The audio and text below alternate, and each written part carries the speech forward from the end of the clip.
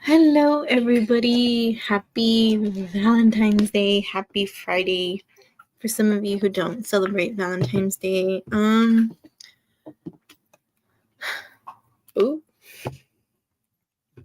hi.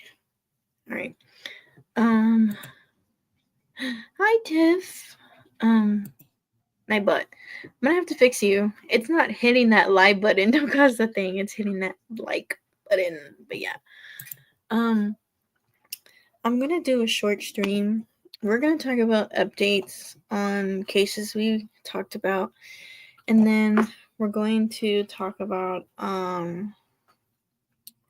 some true crime that happened on Valentine's. I know I was supposed to come on during the week, but I ended up getting like really sick. Hang on, let me get my mic so you don't hear the background noises.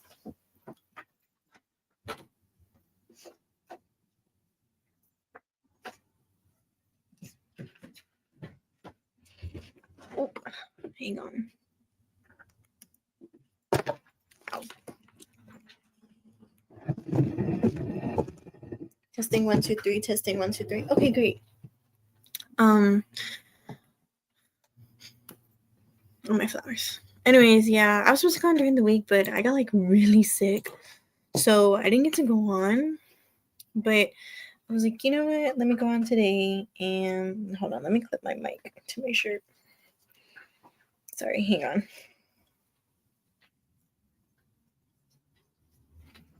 1 2 3. 1 2 3. Okay, so yeah, I got really sick, so I was like, you know what? Let me do a live today and talk to you guys about little things. Tomorrow we're gonna be live, same time, maybe around 8, 9, to talk about Gabriel Fernandez and Vanessa Guillen. But today I was like, you know what? Let's talk about cases we've talked about before and updates on these cases. So I know the very first case we did was Savannah Soto. So there is an update on the Savannah Soto case. Hang on. I suppose. Alright. So I hope you guys are doing okay. How's your guys' Friday or Valentine's so far? Me, I've been in bed all day. I've been super sick. I still feel a little sick. I have a lot of lives to catch up on, a lot of friends' lives to catch up on.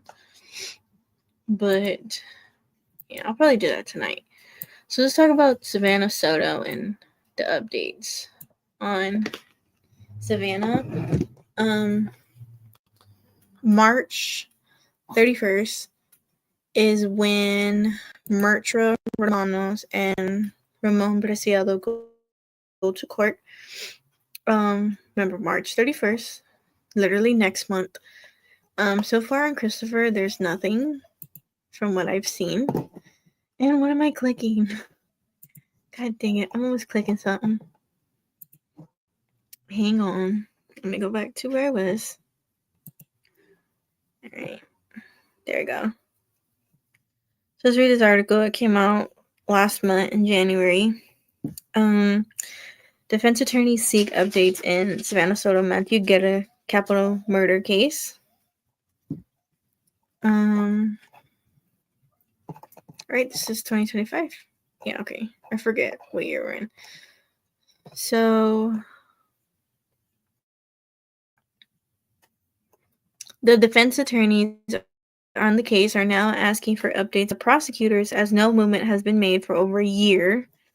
We all know December 26th of 2023 that Matthew and Savannah and baby Fabian were found unalived in their vehicle in the 5900 block of Danny K Drive. It wasn't that far from the Preciado home. Let me see. Oh, God dang it. Okay. So, Judge Jennifer ordered they return for a hearing in April to have it all sorted out by then. Christopher Preciado could face the death penalty.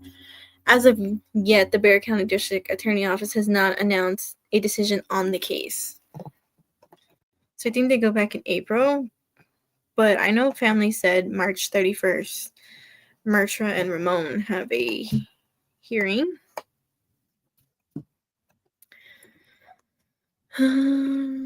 Yeah, so we haven't seen anything of Christopher since his perp walk.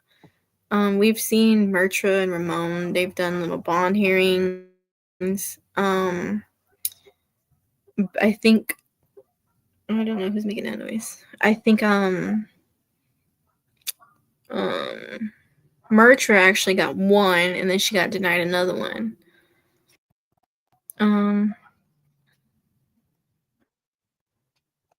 But yeah, so they're supposed to go back in April, but I think from what family said, it's March 31st.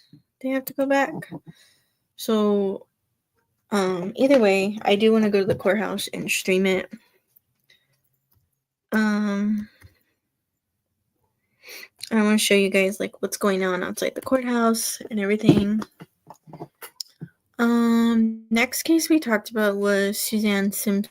I know Aubrey.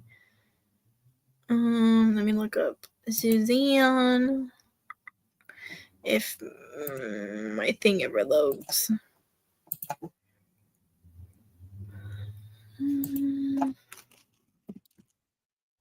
There we go. So, did I spell her name? I always spell people's name wrong. There it goes, Suzanne. So, let me see the recent news involving Suzanne. Oh, shit, wrong one. Oopsie.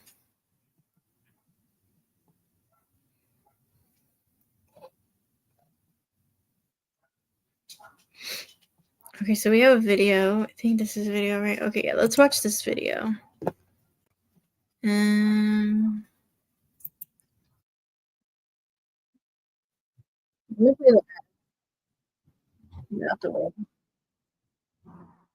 Skip. Pause. Hang on. So we're gonna talk about Suzanne, and then we're gonna talk about Aubrey. Okay. Let me mute myself so you guys can hear an update on Suzanne Simpson.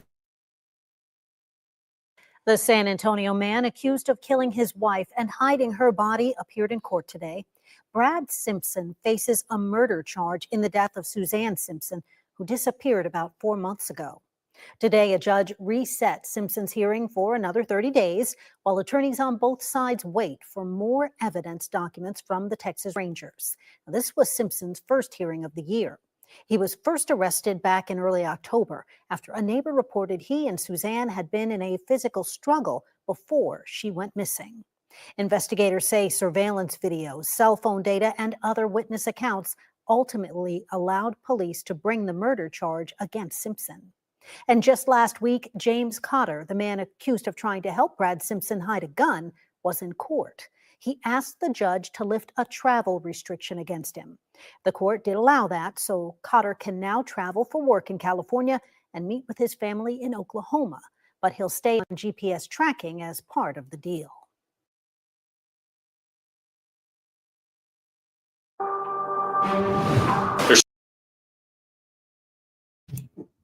Okay, I don't know what that led to, but that is an update on the Suzanne Simpson. It's kind of weird to me how he's on a GPS monitor, his business partner, even though he concealed weapons. But do we know if it'll be televised on Law and Crime on Court TV? I don't know. Are you asking about Suzanne or Soto? I think you're asking about Savannah.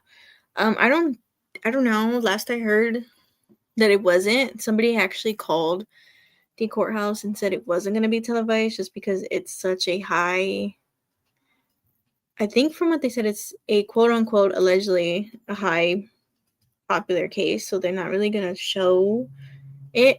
Plus, two, like maybe I don't know. Maybe I don't think they're going to televise Savannah. I don't even know about Suzanne either. I don't think so. I don't think they're going to be televised, but I'm sure there's going to be people who are going to talk about the cases. So, I mean, I don't know. Maybe Law and Crime might, but I don't know. I'm not sure. I think when it gets close to that date, I'll know, and if it does, I can like televise it, but we shall see. Hello, Janelle. Another throuple gone wrong. Honestly, I don't even know. We were watching an update on Suzanne and this just popped up. So I don't know what this is. But I do want to come back to this. We're doing case updates to chill the life. So next we talked about, we're gonna come back to this. I want to know what the hell this is that popped up on my YouTube. Let's see about Aubrey. I don't know. I don't think it's gonna show it on here. I think I know on TikTok it did.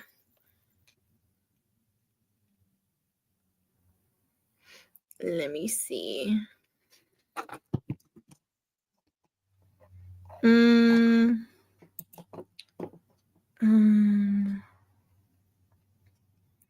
Okay. So I all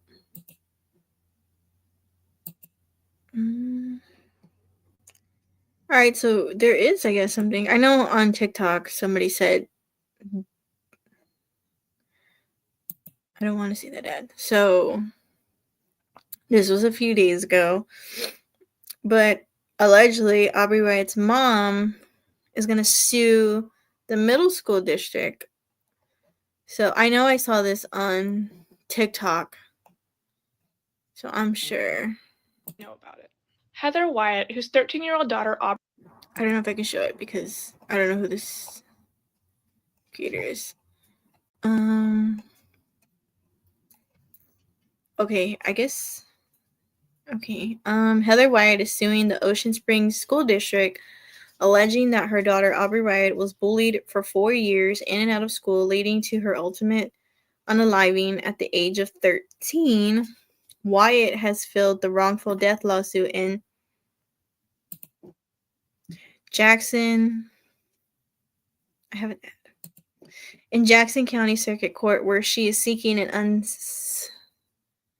unspecific amount of monetary damage over Aubrey's unaliving on September 4, 2023.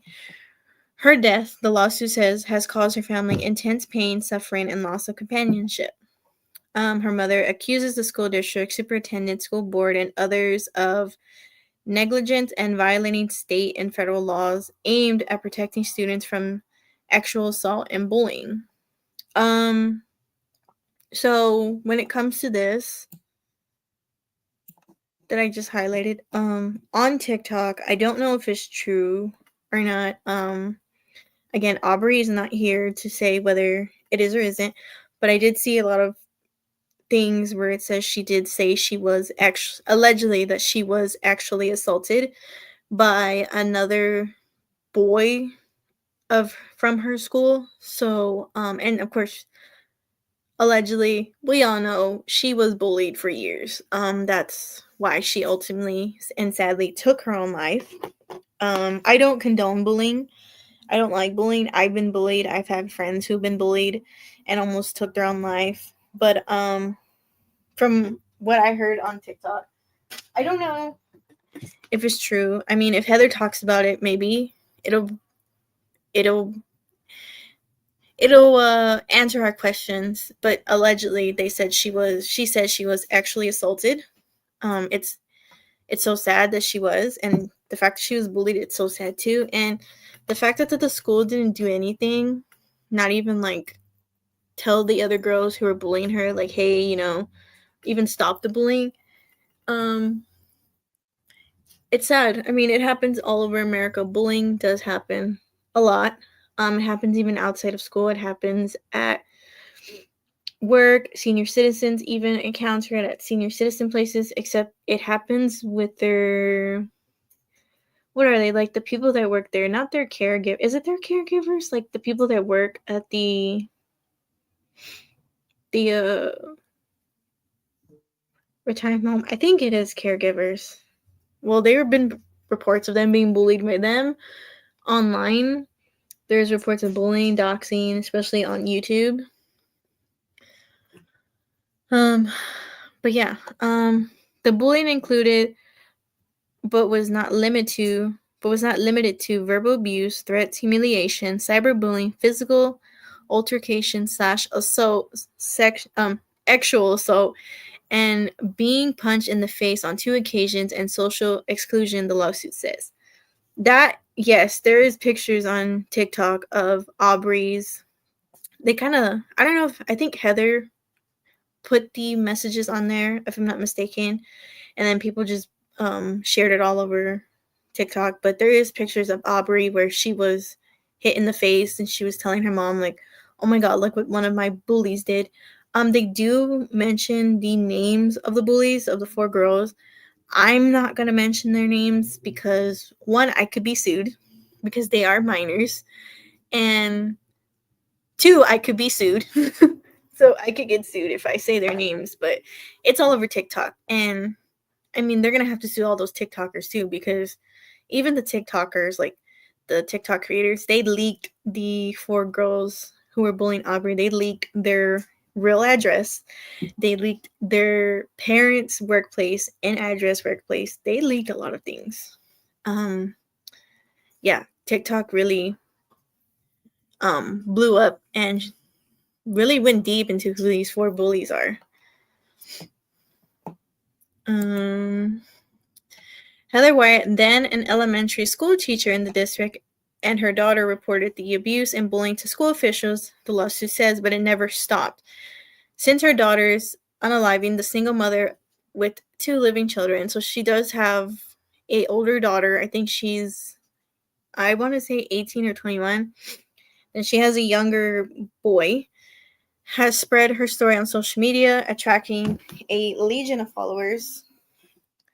Controversially, she has sued social media companies over her daughter's unaliving, and some of her supporters have lashed out at the children accused of bullying Aubrey. You see what I mean? Yeah, they actually did. When was it? When I first heard about this case, I remember they were like legit bullying the bullies of Aubrey. Allegedly, I'm not responsible. Well, allegedly, and I am not responsible for others' opinions or actions. But they were telling the bullies, you should go unalive yourself and like saying all these things. I can actually find those videos and put it on my Discord so you can see what I'm talking about. Her latest lawsuit includes exhibits of texts, emails, and screenshots about Aubrey being allegedly abused or assaulted both in and out of school. The exhibits show the district acted on the complaints, disciplining one student accused of bullying and offering Aubrey counseling and other support after she accused a boy of sexual harassment in March of 2023. In the case of the reported sexual harassment, which Aubrey said included inappropriate, that the lawsuit indicates other actions by the district undermine the offered support. The school district has not yet had time to respond to the lawsuit filed Friday. So this was in February 10th of this year. So it was last week. School Superintendent Michael Lindsay has previously said the school takes all reports of bullying seriously and has policies as required by state law to address bullying and harassment and to punish offenders.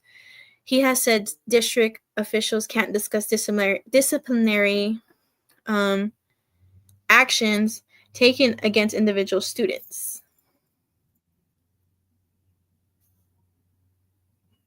This is Aubrey.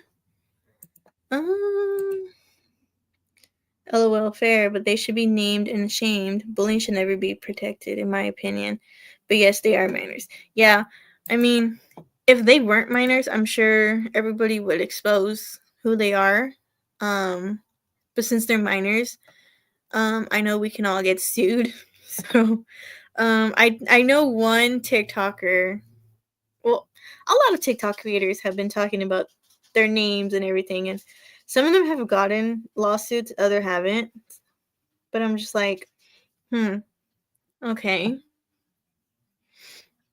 Bullying started at sleepovers, lawsuit says. The Ocean Springs Police Department investigated Aubrey's unaliving, but the case was closed without charges after the Jackson County Youth Court review. Gulfport attorney Kimberly Papania filed Wyatt's lawsuit describing in detail some of the incident believed to have led to Aubrey's unaliving. Wyatt's lawsuit says the bullying involved the same group of girls who are identified only by their initials and started during sleepovers when Aubrey was in the 5th grade. 2 sleepovers in 2020 involving degraded videos followed by Aubrey being taunted, something, when she got upset. The lawsuit says in March 2021, Heather Wyatt emailed staff at the upper elementary school about one of the girls hitting Aubrey in class and constantly belittling her on social media.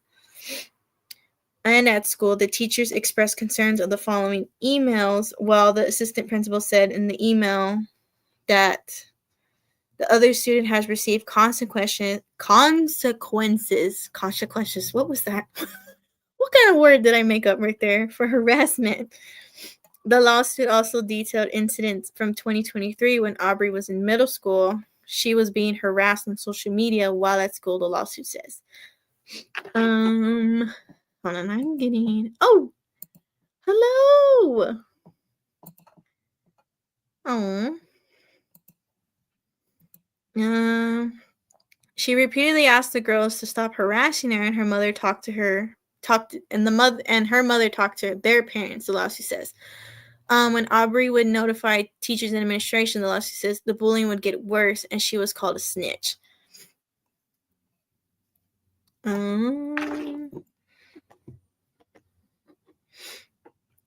think my mic, hold on. My mic is kind of going out.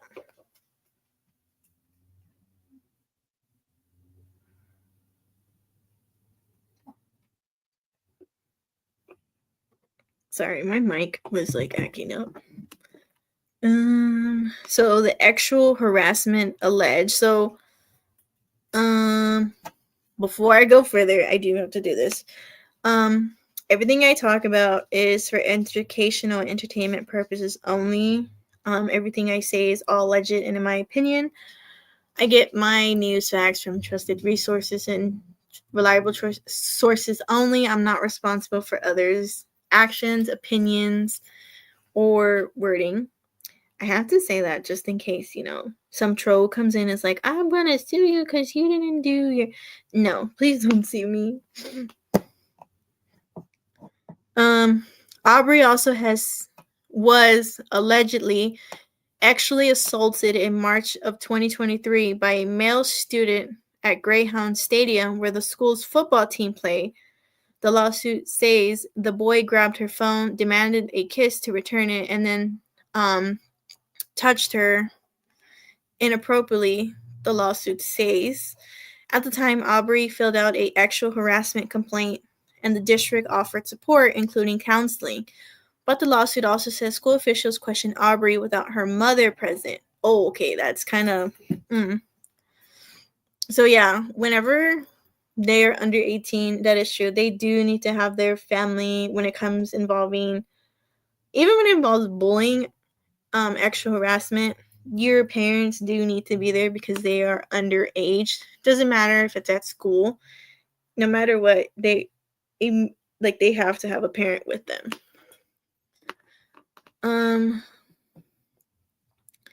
Against Heather Wyatt's stated wishes and further traumatized Aubrey by telling her that the boy's parents believed she was quote unquote lying. A social media campaign of harassment against Aubrey followed. The lawsuit said with Team Aubrey versus Team Male Student trends on social media platforms TikTok and Snapchat. God dang it, where'd it go? I just had it. See how my mouse just is like, it moves? Okay, there we go. Aubrey decided within days to drop the actual harassment alleged allegations, to which her mother agreed. Aubrey didn't want to, quote unquote, ruin the boy's life and, quote unquote, wants it all to go away. According to the email from her mother to the middle school principal, quote unquote, "You have been wonderful throughout this ordeal," Wyatt wrote. "I can't thank you enough for your support and compassion in this situation." Aubrey's anguish, right? Anguish is clear in a text she wrote to her mom that is also included in the lawsuit exhibits.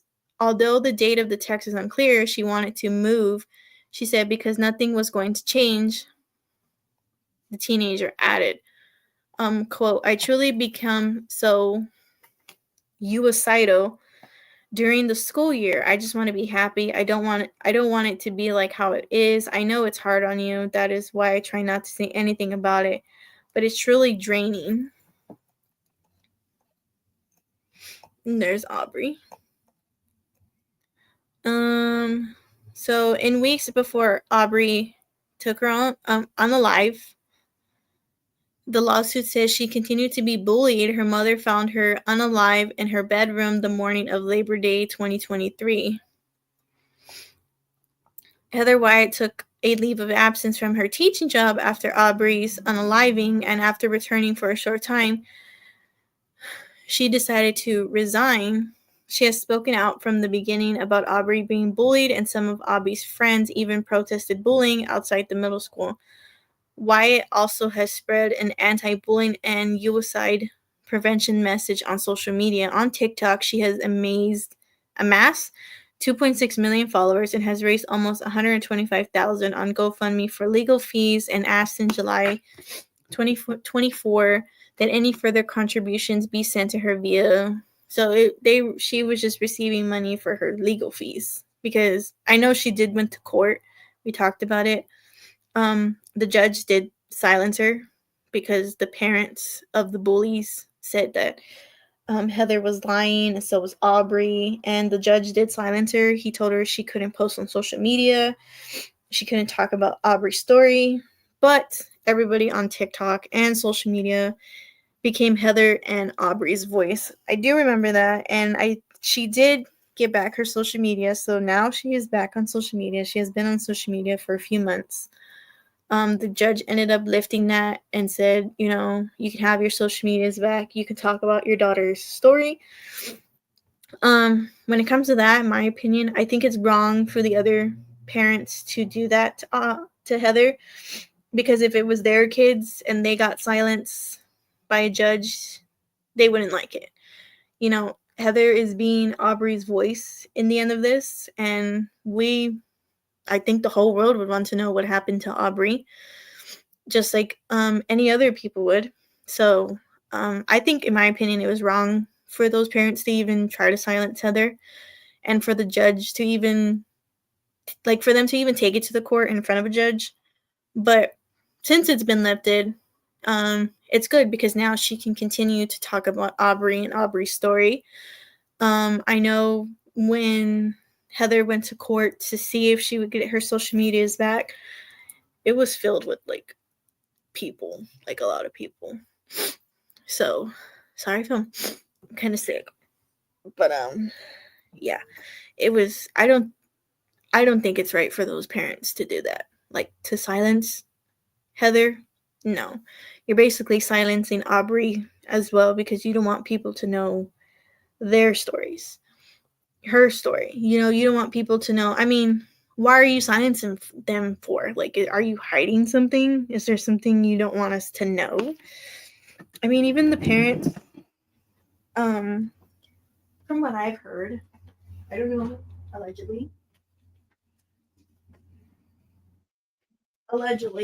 from what people are saying on TikTok, and I need to see if that's true, but I think one of the bullies' parents, allegedly, is the superintendent of the middle school, or the principal.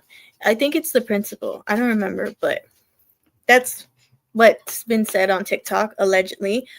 I would have to confirm that, or if Heather confirms that on social media, then I will definitely let you know if that is true or not. So I'm just saying allegedly. What are you guys saying?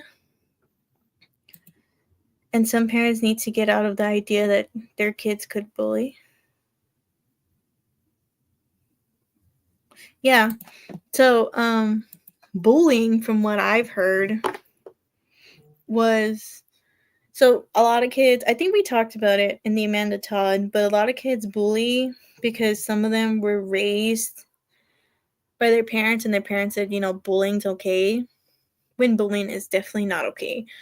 Some kids do it for attention, to be popular. Some kids do it for, if a boy likes one specific girl, the other girl could bully that girl that he likes. Things like that. It could be because of one. It could do like where you live. There was one where the little boy was being bullied because he lived in a trailer home. It's many different things. Even as adults, we get bullied as well. Couldn't be bullies. Yeah, I can't be a bully. I don't like bullies. I don't. I'm just like, why do people bully? Even like in middle school, I was bullied. And I was like, why do people bully for? Like, what's the reason? I can't stand bullies. I can't even stand like people when they dox people. Like, there's some YouTubers who dox people.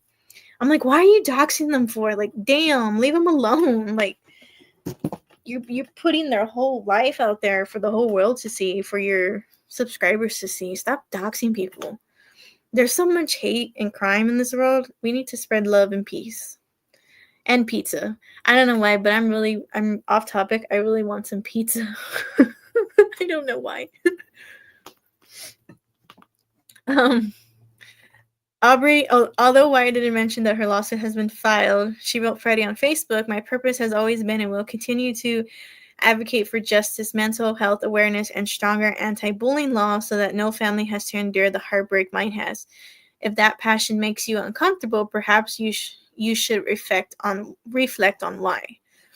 So this is Heather. I guess that's it. Oh yeah, so apparently allegedly she's going to school the school. Who else did we talk about? We talked about Savannah, Suzanne, Aubrey. We talked a lot of people. We talked about a lot of people. Let me see. Who did we talk about? Oh, Haley. I'm still waiting on that FOIA request for Haley. Tamala. There hasn't been any updates on Tamala I think Fajar. I can look up Fajar right now. The San Antonio police shooting we talked about. So one of them, I think. Okay, we can actually talk about that one right now. Shooting. I think San Antonio. I think it was downtown. Where did I put San Antonio downtown? News. Oh yeah, so if you didn't know, here in Texas on Valentine's Day, this is off topic. People get married on Valentine's Day at the courthouse. So today there was like hundreds of people getting married today at the courthouse. I actually passed by the courthouse and there was like so many people out there. I was like, oh, so cute. Even some girl, she took her dog and they were dressed up in like wedding suits. I was like, oh my god, the dog in a little dress is so cute. I was like, can I pet your little dog? She looked at me like I was crazy because I was driving and I went back. Where is it? Downtown. Okay, maybe I have to go to Ken's 5.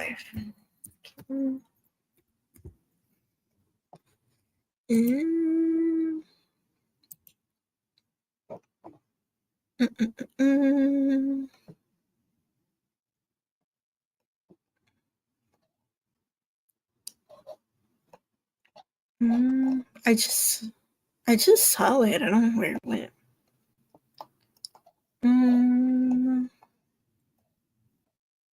I guess we'll come back to that.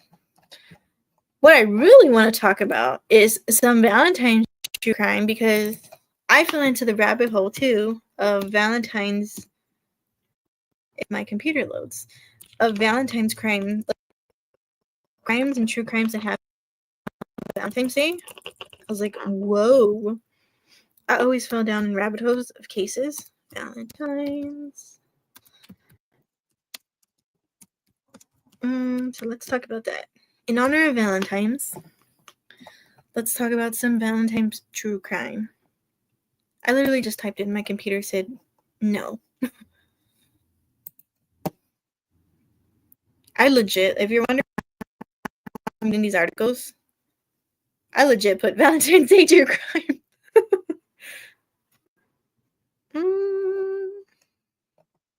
Let's see. This one.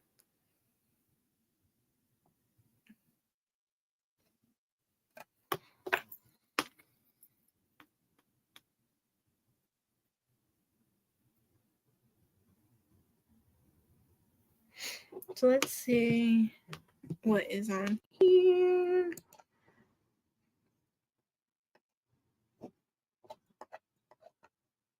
Okay, so Valentine's Day poison plot that left husband of children's book author unalive, fueled by greed talks.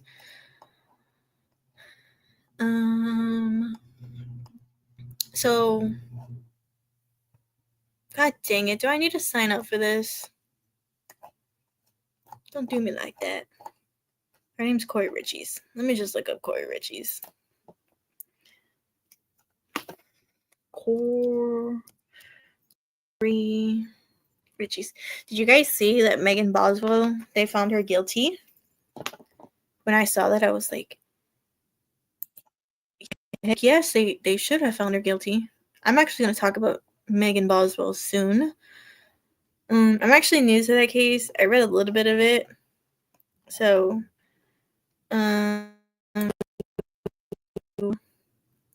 talk about the beginning of the case and then work our way to the trials. I think it was was it a week of a trial they did? Or a few days? Such a woman thing to do poisoning, right? So Corey Ritchie's, is it Corey or Courtney? Corey Ritchie's Utah mom accused of poisoning husband, then writing book on grief detailed of denied bail a second time. This is Corey Ritchie's.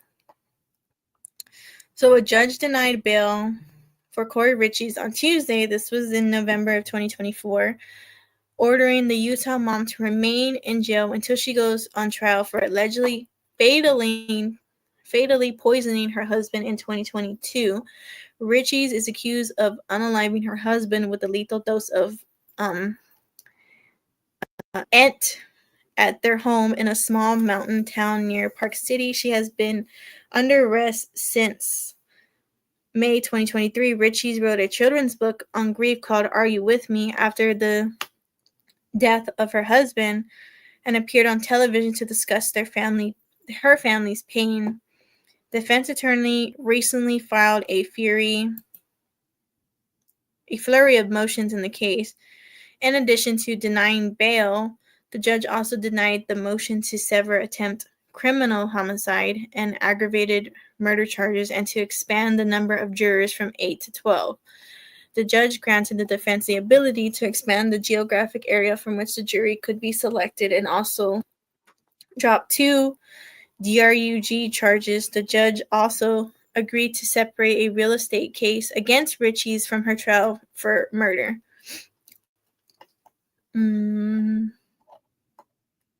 With 2 charges dismissed and 4 others served, the defense stands more confident. The case against our client is rapidly narrowing, exposing deeper weaknesses in each step. Said Kathy Nestor, who's Ritchie's attorney. The judge denied bail for Ritchie, the mother of 3 boys, for a second time. The judge said at the hearing he was in part denying the bail request because of the severity of the charges, plus the loss of her business and fraught relationship with her children could give her reasons to flee. Scrutinally, she just doesn't have the same community that she had then, the judge said. What the heck? Dentist charged in wife's poisoning death, allegedly tried to unalive detective. What? You see how I get sidetracked by a different case? I've heard her name. Yeah, I've heard of God dang, what was her name? Of the Richie's chick. I've heard of it too. I've heard of the book. I think they used to sell it on Amazon, if I'm not mistaken. Why are you not clicking? I want to know this dentist. Colorado dentist. Oh, this happened. This was updated today, this morning. Colorado dentist charged in wife's poisoning death tried to get inmate to unalive detective on his case. Prosecutors say what? I need to know more. Prosecutors on Friday are set to present evidence that a Colorado dentist charged with unaliving his wife also tried to get a fellow inmate to unalive a detective investigating him. What the heck? James Craig is accused of poisoning his wife's protein shakes nearly 2 years ago, allegedly ordering a rush supplement of potassium cyanide that he said he needed for a patient after police said arsenic failed to unalive her. Late last year, prosecutors filed new charges against him.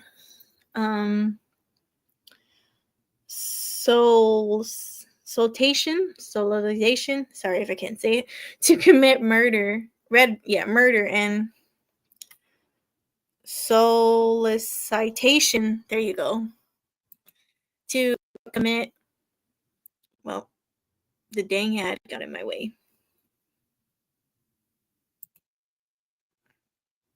Perjury.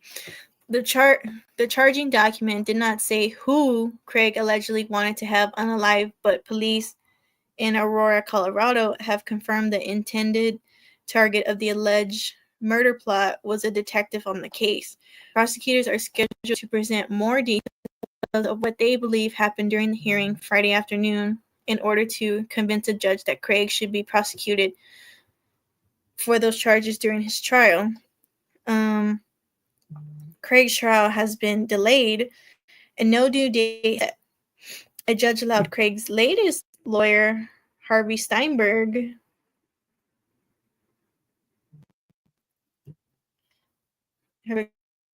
November 21st after he cited a professional conflict just as Craig was about to stand trial. What the heck?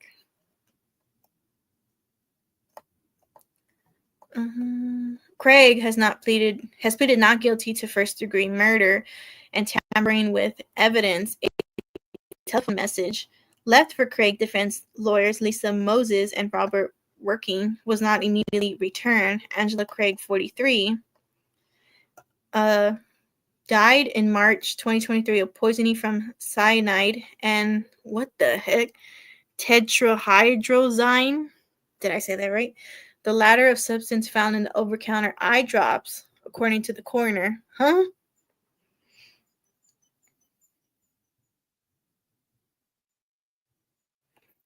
The couple had been married for 23 years and had 6 children together. The male version of Sarah Boone. Oh, I know.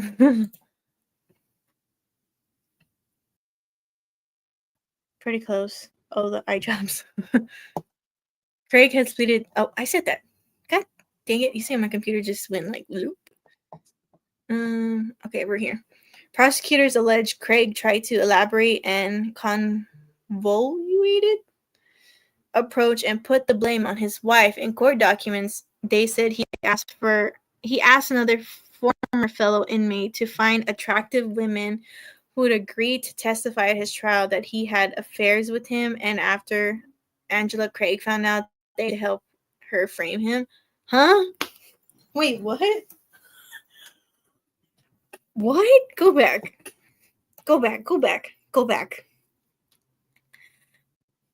I watched that eye drop trial. You did? Go back. In court documents, they said he asked another former fellow inmate to find attractive women who would agree to testify at his trial that they had affairs with him, and after Angela Craig found out, they had refused to help her frame him. What the heck? Police have called James Craig's alleged plot a heinous, complex, and calculated murder. 3 of Jim and Angela's Craig's 6 children are living with James Craig's brother. 48 Hours reported earlier this year. The other 3 are now adults living on their own, including their daughter, Mira. On Mother's Day 2023, Mira wrote this message on social media. As of tomorrow, my mom would be 2 months gone. I haven't had the words to express the heartache my siblings and I feel every day. Myra's last words in the post: I love you so much, Mama. We miss you.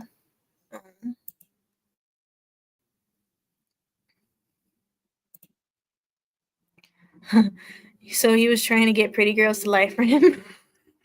Yeah. Wow. So full of himself. Right? Well, ain't no pretty girl gonna lie for him.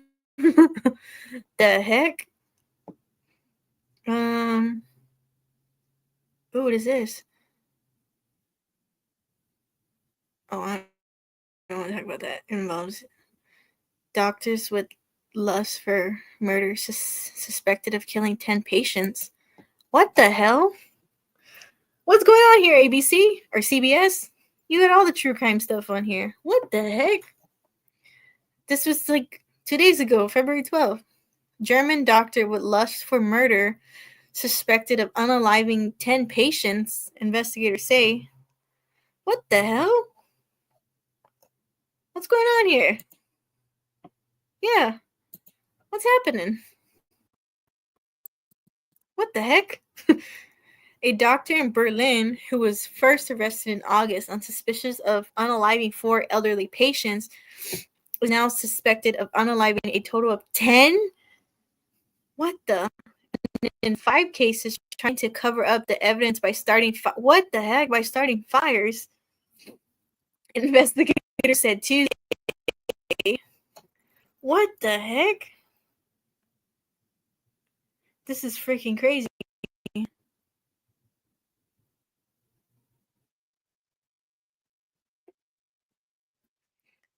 God dang it. What the heck?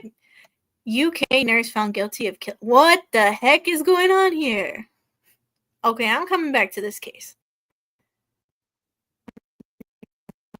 How do I exit this? What's going on? Okay, I'm coming back to this. I need to read this. The unidentified doctor who was a part of a nursing service palliative care team was initially suspected of unaliving 4 patients and attempting with mixed substances to set fire to their apartment. What the hell? In November, investigators said they had found evidence that indicated he unalived 4 more patients, and on Tuesday they said they suspect him of unaliving a further 2 patients. Police and prosecutors said Tuesday the 2 additional cases surfaced when they examined patients' files and carried out forensic examinations, including exhumations. The 2 latest cases include the alleged unaliving of a 25-year-old woman in her apartment in Berlin, in September 2021, and in which the 40-year-old doctor is suspected of giving the woman a lethal mixture of various drugs with the intention of unaliving her. Let me read these comments. What the hell is going on? I am stunned. Oh, they were dying anyways, low. They were in a palliative care, which is the end of life care. Oh, okay. But the setting of fire is weird. Yeah. Why is he setting fires, though? God dang it. In addition, he is suspected of murdering a 57-year-old woman last June, also in her apartment in Berlin, by administered a lethal mixture of meds, investigators said. Prosecutors and police said in a joint statement that the accused is said to have had no motive beyond unaliving, and that the suspect's acts meet the legal definition of lust for murder. According to the latest findings, the unalivings took place between September 2021 and last summer. On Tuesday, police also called a former colleague of the suspect or relative of care recipients who have not had any contact with law enforcement but who may have suspicions about the unaliving of patients or relatives, urging them to reach out to police. The suspect's name hasn't been released in keeping with German privacy rules. Prosecutors say he hasn't yet responded to the allegations. Please say his name. I would like to have the documents. I need to know who he is. I want to know what he did. The case recalls out of the notorious German nurse. Oh, god dang, I don't know if I'm going to say that name. Niels Hogan. Hojo? Ho something. Who was sentenced in 2019 to life in prison for unaliving 85 patients. God, what the? 85 patients in his... Oh, it's a guy. Oh, my bad. It sounds like a girl's name. In his care. God damn, what the hell? Hojo. I think that's how you say his name. Hojo? Can I call him Ho? Hojo? Believed to be Germany's most prolific serial killer, unaliving hospital patients with lethal injections between 2000 and 2005 before he was eventually caught in the act. Huh, what the heck? In the more recent case in Germany, a 27-year-old male nurse was sentenced to life in prison in 2023 for unaliving 2 patients by deliberately administering unprescribed drugs. The nurse, identified as Mario G. Okay, that's a little bit better than the other guy's name. Wait, where'd it go? Okay, was also found guilty on 6 counts of attempted murder. In England, neonatal nurse Lucy Labai is serving a life sentence for unaliving 7 babies. Oh my god. And attempting to murder 6 others. However, earlier this month, a panel of experts disputed the medical evidence used to convict Labai. Why? Why'd they do that for? Oh my god, not babies. So the police dug up bodies. His name will be released probably in trial, similar to Australian names won't be released for major crimes unless the court releases the gag order. Ah, okay. Oh, you heard about her? You heard about this Lucy chick? What the heck? Okay, where's that one girl? Chilled mom, murder victim, identified 40 years. The one lady, is that her? The one that came up? Let's click on it. The UK lady who was... The one that popped up on my... I think that was her, right? The one that popped up on my screen. I clicked her name, nothing happened. Oh, what the heck was that? Oh my god, my dog scared me. Hold on.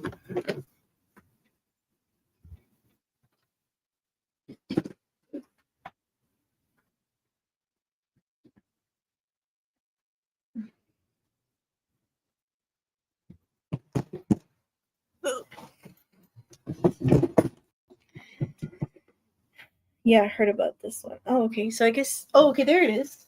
British nurse Lucy Litby, convicted of... why do I get ads on the side right here? Convicted of unaliving 7 babies, found guilty of another attempt. What the hell? Yeah, I heard about her. Can't remember too much. There's been a few similar all over the world. Yeah. Oh, okay, this is the one we were going to come back to. So Lucy Letby, a British neonatal nurse who is serving a life sentence for murdering 7 babies and attempting to unalive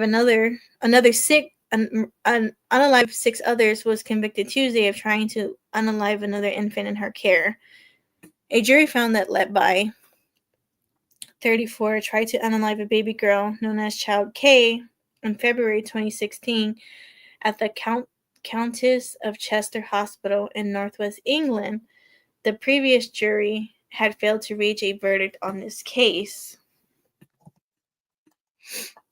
Letby, who testified that she never harmed a child, was accused of trying to red rum the very premature child by dislodging her breathing tube in the early hours of February 17, 2016. Oh my God.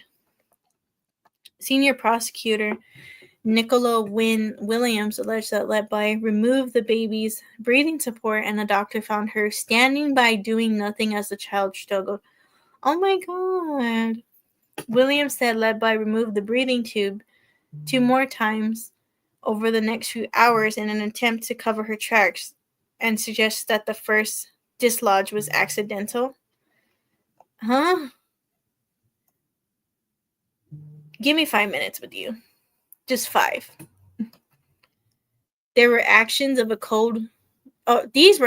cold-blooded, calculated killer. She said staff at the unit had to think the unthinkable, and one of their own was deliberately harming and trying to unalive babies in their care. Oh my God. Dr. Ravi, I'm just going to call him Dr. Ravi, I can't say that last name, a pediatrician in the hospital, told jurors he saw no evidence that Letby had done anything to help the baby as he walked in and saw her standing next to the newborn's incubator. Letby told the jury of 6 women and 6 men she had no recollection of any such event.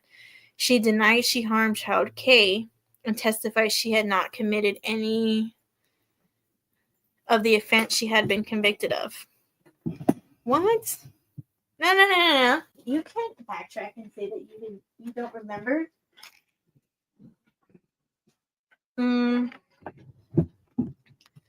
The parents of the baby gasped and cried as the verdict was read after 3.5 hours of deliberation.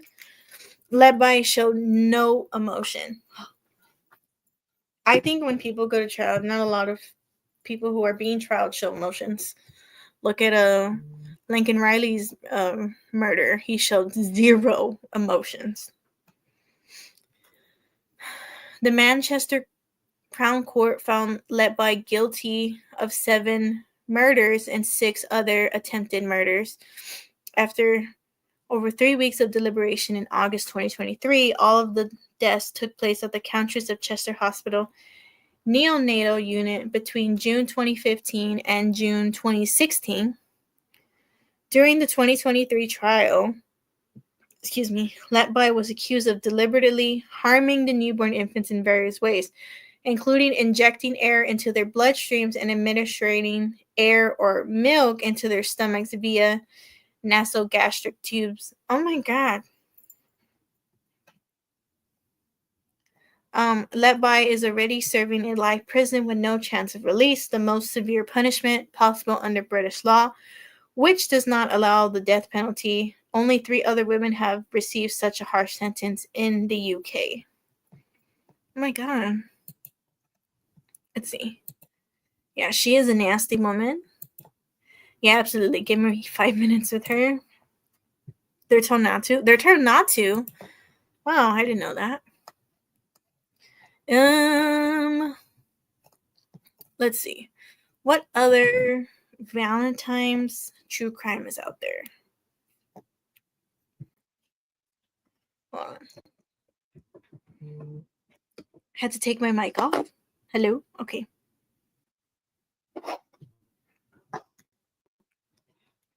Let's see what other.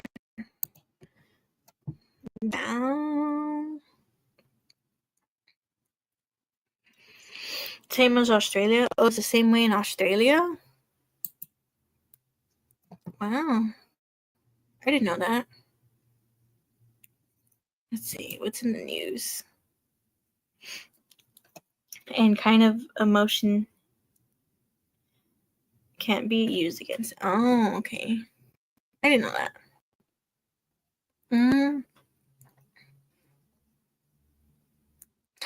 It says best 24 gifts.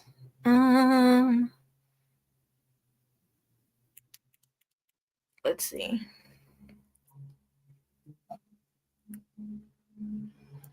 If you hear the buzzing, it's my phone. It's Twitter. I have OB, if you don't know, Oblivious Benson on Twitter, and she's posting stuff on Twitter. And my phone notifies me. Oh, did you guys see about the recent a school shooting that was supposed to happen? Do you want to talk about that? Let's talk about it. Let's see. It was like Morrisville High School, Morrisville, Indiana High School. British and Australian courts operate pretty similar. Oh, okay.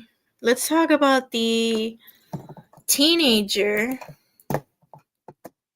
who was, I think it was supposed to be today. She was going to, but luckily she didn't. I do, because not a lot of people know about the Uvalde and the Robb Elementary. I do want to talk about it and touch on it because not a lot of people know about what happened. I'm not going to show, because I know, yes, they do show the crime scene photos. I'm not going to show that. Let's talk about this one. I think my computer froze, so stand by. Okay, there it goes. It's because I got so many things open. That or my mic is still on.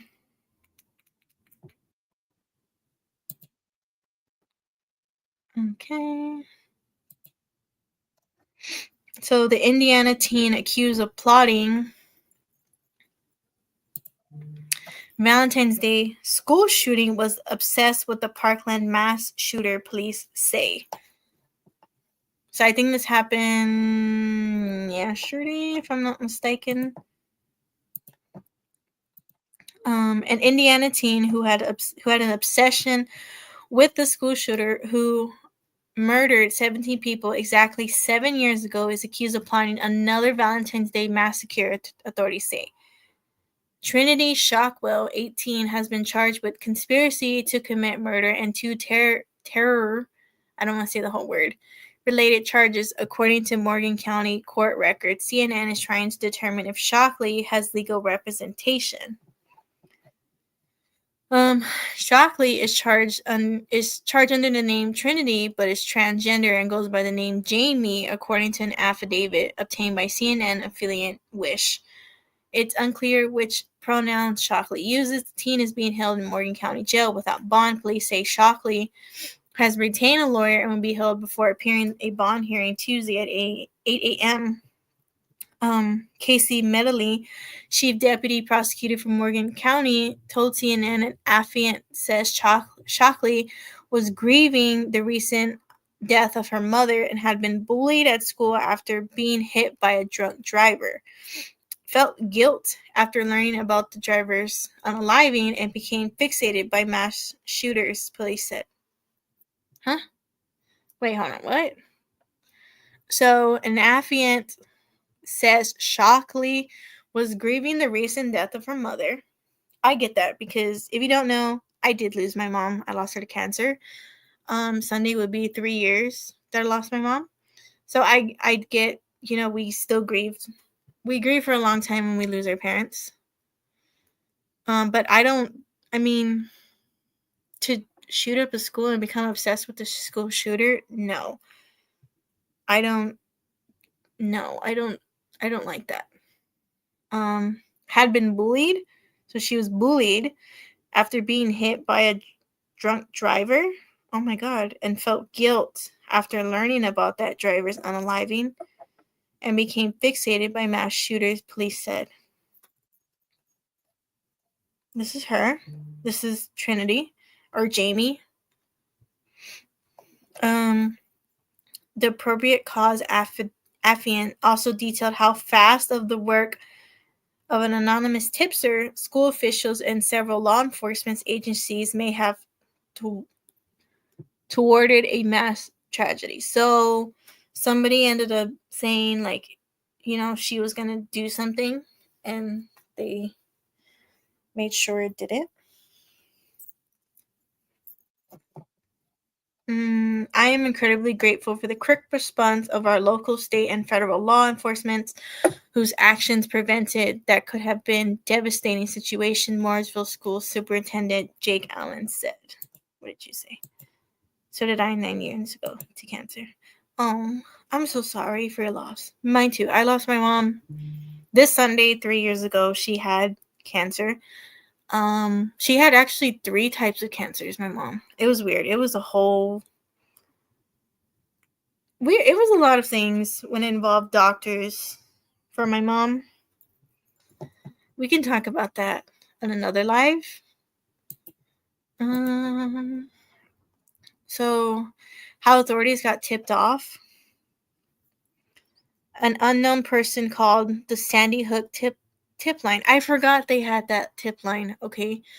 Monday to say a friend had access to a AR-53. What the Wait, what? An unknown person called the Sandy Hook tip line Monday to say a friend had access to an AR-15. How do you have access to that? Like, don't parents hide that? Like, aren't they supposed to hide that from kids and put it away? I know, what's that one shooter where they gifted him a gun? Was it I don't remember which one it was. Why do they leave guns like that around kids? Well, how old was she? She was 18 now, but still, like, you know, had just ordered a bulletproof vest and admires Nicholas Cruz, the gunman who murdered 17 people at Majority Stoneman Douglas High School in Parkland, Florida, officials say. The tips included messages Shockley appeared to have sent on the messaging app Discord, describing plans for the shooting. According to the affiant, one of Shockley's target, according to the affidavit, was their best friend. Oh, what the? I'm shooting him, Shockley allegedly wrote in messages with another person. Oh my god. Parkland Part 2, Shockley allegedly told another Discord user, I've been planning this for a year. Oh my god. Wait. Back that up. Doesn't, like, the FBI, like, when they see stuff like that, doesn't it, like, trigger something? Because when, yeah, those parents were charged. Yeah, what's that one case where the little boy shot a school and he was gifted it, but they said a year before he did the shooting, the FBI went to his house and investigated him because they saw red flags. How come they didn't do that with her? Or did they? Let me read more. You know which case I'm talking about, right? I forgot the name of that case. It happened like last year, though, in 2024. FBI traced the IP address associated with the Discord account back to Shockley. The affiant says the FBI notified the Morgan County Sheriff's Office, which contacted the Mooresville Metropolitan Police Department. On Tuesday, the affiant says investigators learned Shockley, a senior at Mooresville High School, planned a mass shooting at the school on February 14th, 7 years after the Valentine's Day massacre in Parkland, according to the affiant. What the heck? Mooresville is a town of about 10,000 residents, roughly 10 miles southwest of Indiana. Nothing ever happens in Mooresville. It's a small town. Mooresville Police Chief Kerry Buckner told CNN affiliate WTHR.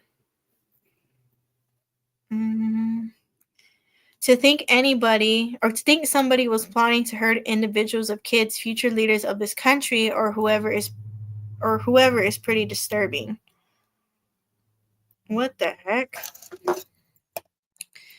Teen professed love for the Parkland shooter, affiant says. Shockley visited a school counselor Tuesday about some ongoing issues and ended up disclosing to her that she was actually attracted to Nicholas SIC Cruz, the Parkland school shooter, the affiant states. Trinity spoke about how she wanted to have multiple children with Nicholas and that she has already named the children.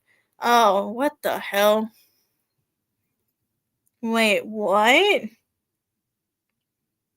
So she was like in love with this guy to the point where she wanted kids with him and was naming these kids already. What the heck?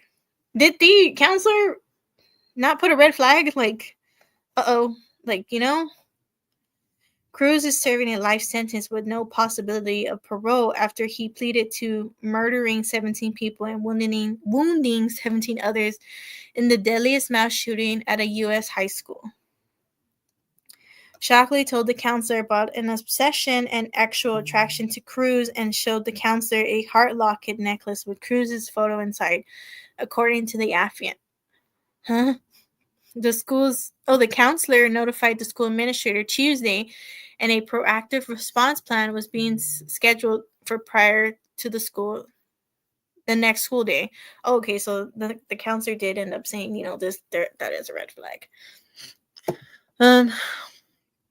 Police executed a search warrant on Shockley's home Wednesday and discovered evidence of Shockley fantasization with mass shooters, including notebooks found in her bedroom. I cannot stop thinking about Nicholas, Shockley wrote.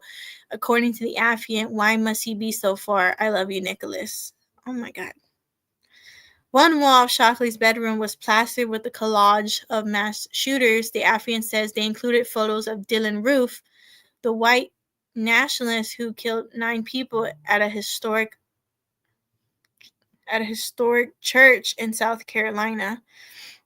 Randy Stair, who used the alias Andrew Blaze and killed 3 co-workers at a Pennsylvania supermarket, and Cruz. What the hell? What's going on? On Trinity's backpack, I observed 3 safety pin style buttons. Each button depicted one of the 3 murders listed above. Dylan Roof, Nicholas Cruz, and Andrew Blaze, a detective running the affiant. Inside Shockley's backpack, police found notebooks and Sawaskis and the words unalive bang and I hate you all. Unalive, unalive, unalive. The affiant says. Police also found several, I probably shouldn't say it so quickly like that. This word 3 times. Police also found several AR-15 magazines and a box of .40 caliber bullets and a soft armor vest in Shockley's father's room, according to the affiant. What the? Wait, my question is, if it was in the dad's room, why didn't the dad, because they said she had a bulletproof vest, why didn't the dad, question her and be like, why'd you buy a bulletproof vest for? Because, me, when I bought anything, when my mom was alive, my mom was like, why'd you buy that? Or what did you buy in your package? Do parents not check what these kids buy nowadays? What's going on here? The affiant does not say if a pew-pew was found by police. It is unclear if Shockley had access to a pew-pew. Didn't the friend just say she had access to one, earlier? So I think it's going to talk about her mother and what happened to her. On Tuesday, Shockley had a breakdown while at school because her mother had recently passed away. The affiant says the teen skipped 2 schools at the end of the day and told guidance counselors about the breakdown, the mother's death, and how they were scared about their future, a detective wrote. Shockley also spoke about Cruz at length, according to the affiant. So, quote, she hated him for what he did, and at the same time, she understood what he did, the detective wrote. Cruz wanted to ruin Valentine's Day and ruin the families because he did not have his own. She can relate to that because of the loss of her mom and people talking about their moms.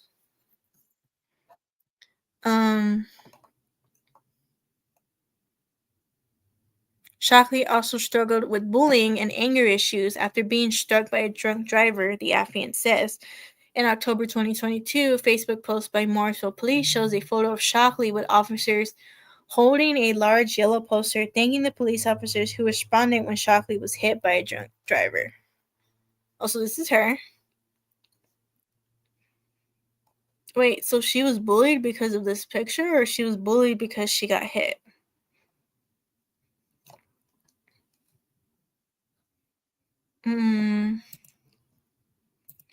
Dad maybe was very much in his depression over the mother's death and didn't notice his daughter's mental health. Maybe. That could be true. But How the heck does a kid have access to an AR-15? Like, shit, when I was 18, I barely had access to a Cabbage Patch Kid. Like, I can't even have access to those pew-pews. And I'm in my 20s now. It's crazy how these kids nowadays have access to pew-pews, and these parents don't think to lock these pew-pews up.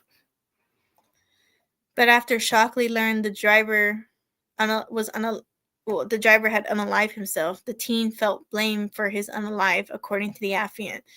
Shockley has been struggling with suicidal thoughts and had sought mental help for years, the affiant says. While Shockley remains in custody, a variety of mental health resources are available to all students of Morrisville School, the superintendent said in a statement Friday. Our school should be a place of safety, learning, and belonging. We are committed to doing everything in our power to keep our schools safe. I need to read more on this. Let me find another article on this. I need to know more of this.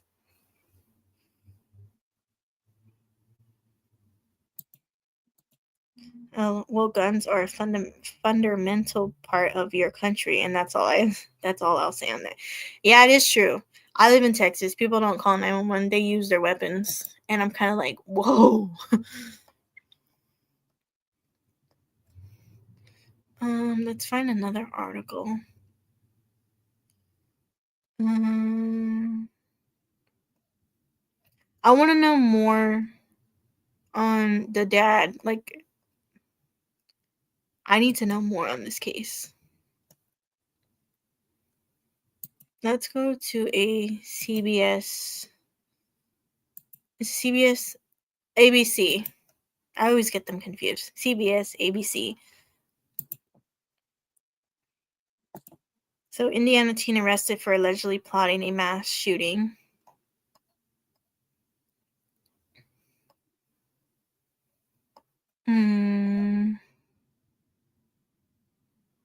So, it's what we basically read. They were contacted by a tipster, said their friend was planning an attack and had access to an AR and had just ordered a bulletproof vest. It said the tip revealed the person in questioning was obsessed with Nicholas, the guy, the mass murderer who opened fire at Majority Stoneman Douglas High School in Parkland, Florida, on February 14, 2018. The tipster described their friend as Jamie, a 12th grader who identified as transgender. According to court documents, Snapchat messages sent to the tip line included one where Jamie characterizes her plans as Parkland Part 2. I thought they said Discord. Wait a minute. Is it Discord or Snapchat? Because CNN said it was Discord, and ABC is saying it's Snapchat. So was it Snapchat or Discord? Which was it? And she's been planning it for a year. Court documents showed that Shockley sought mental health counseling on Tuesday at her high school, where she's a senior. She disclosed being actually attracted to Cruz. She already named those children she wanted with him and planned a life with him, basically. She had the heart locket and pictures of him. We read that. Okay, she had an obsession with Dylan Roof, Andrew Blaze, and that Nick guy. Okay, I didn't read this.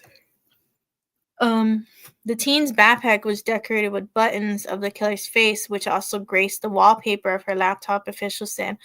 On display in her room was a poster for 0 Days, a 2003 film depicting a school shooting, court documents showed, and inside her notebook were illustrations of Swarovski's, if I said that right. We read that, where it said the unalive bang and I hate you all these 3 times. Her diaries contained a confession of self-loathing and revelations that she was bullied at school, according to officials' records. These thoughts won't stop. I want to harm others all the time, the document showed her writing last month. As anonymous tip about Jamie suggested, Shockley's home contained AR-15 magazines, ammunition, and a soft armor vest, police said. Shockley later told investigators that she was quote-unquote joking about her plans and said that she did not have access to a gun.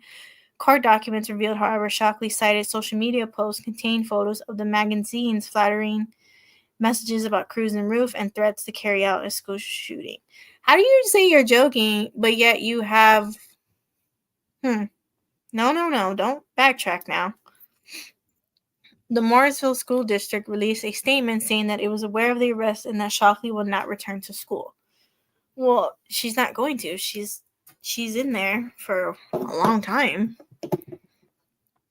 Morrisville Police Detective Matthew McDaniel said in a court record that Shockley had received mental health counseling since freshman year and had expressed suicidal thoughts in the past, but that the school said nothing was significant enough to cause intervention. Huh? So she's been receiving mental health counseling since freshman, so for almost 4 years, and yet they said there was nothing to cause intervention. There was no significant evidence to say they needed to intervene. Sounds like she was open with her plans. Yeah. Sticker sign of the... Oh, okay. I wasn't serious. Meanwhile, getting her plans in order. Yeah, that's what I'm saying. She said she wasn't serious, but yet she had everything lined up. Her father, quote unquote, would deny her access to the resources each time Trinity would try to receive mental health assistance. Wait, what? According to the information McDaniel had received from the school. So her father didn't want her to seek mental health. But I mean, as a parent, you would want your kids, if your kids are reaching out for help, you would want your kids to reach out to professionals for mental health. Why would he deny access to that? Why wouldn't he want her to see or seek mental health? That's my number one question. He was in denial, maybe.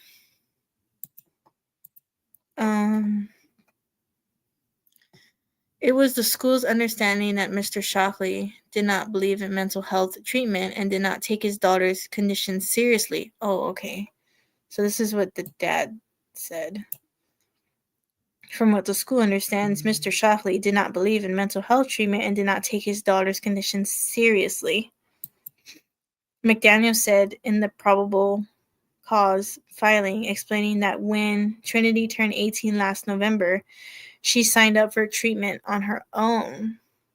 Shockley told investigators she was bullied after a drunk driver struck her in 2022 while she was waiting for the school bus, the document said. The incident left her with fractured femur, fractured arm, sprained ACL, 2 brain contusions, and a web compressed fracture. At the time, the school railed around her and raised more than $12,000 for her recovery.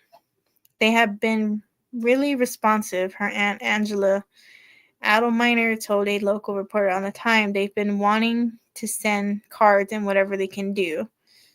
ABC reached out to Trinity's father, Tim Shockley, and other family members for comment. No court date has been set. Some men are sick and don't believe in... Oh, okay, yeah. Some don't. That is true. Yeah, they don't. Wow. Let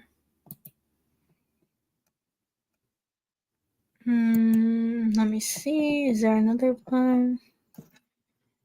I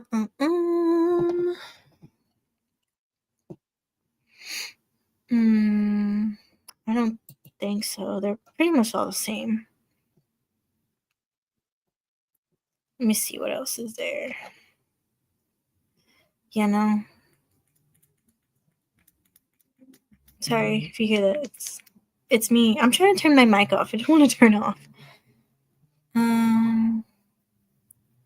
No, yeah, there's really nothing. What's another case? I do want to talk about the Uvalde and Sandy Hook.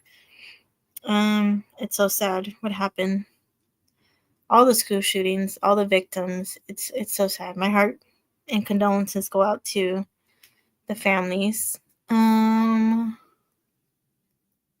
What else? I'm trying to think. Oh yeah. Dang, I lost what I was saying. There was one case. Let's see. Not Megan. God dang, I forgot the name of the case. I have these cases in my head. Is it on my Discord? Hold on, let me see. I know I saved some documents on there.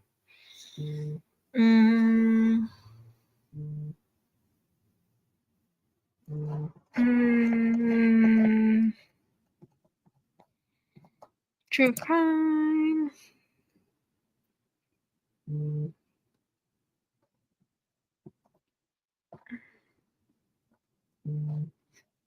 That is my phone. Keeps going off. No, I didn't put it on there. It's awful, but what gets me is nothing changes, so it keeps happening. Yeah, they keep saying all the time they want to change gun laws and restrict it more and make schools a better, safe place for kids. It's been said like that for many, many, many, many years, and still nothing. All they do, honestly, in my opinion, is they just get heavy police presence at all the schools, and that's it. They don't take action when it comes to gun laws. I think they should and actually fix it, because it is true, like, kids are supposed to go to school and feel safe and learn and get a good education. Hint why a lot of kids are actually being pulled out of school and they're doing homeschool. But yeah, I feel like the government, and instead of them worrying about what was I saying? They should worry about what's going on. Like, these gun laws, they should really change it up, like change it and fix it. As in my opinion, how many more is it going to take for them to finally say, you know what, let's make a change? In the beginning, they should have made changes from the way, way, way beginning. There are so many kids who are losing their life due to school shootings. And yet they always say the same thing. They're going to fix it, and nothing's being fixed, in my opinion. Look at the school that was recently had a school shooting. They had metal detectors. I think Duty Ron talked about it. They had metal detectors, and then a week before the shooting happened, they took away the metal detectors, and then the kid showed up at school the next week and shot up the school. So it's kind of weird to me how they would take away a metal detector, knowing that they should still keep it in place, because that metal detector is going to tell you if they got something in their backpack. But then it's weird, because students also said that, yeah, allegedly kids were smuggling in DRUGS. So it's weird to me how there's not, especially when it goes to high schools, it's weird to me how they don't take the extra precaution and make sure nobody's bringing nothing illegal into schools and making schools a very safe place for kids. But that takes the people to agree in us. It was a fight, but majority said we want strict laws. Yeah, but I mean, if it's, I feel like they need to fix these gun laws. Texas is the biggest state it's not the biggest state, but Texas is known for having pew pews. And it is true. They sell signs here in Texas that say we don't call 911, we use our pew pews.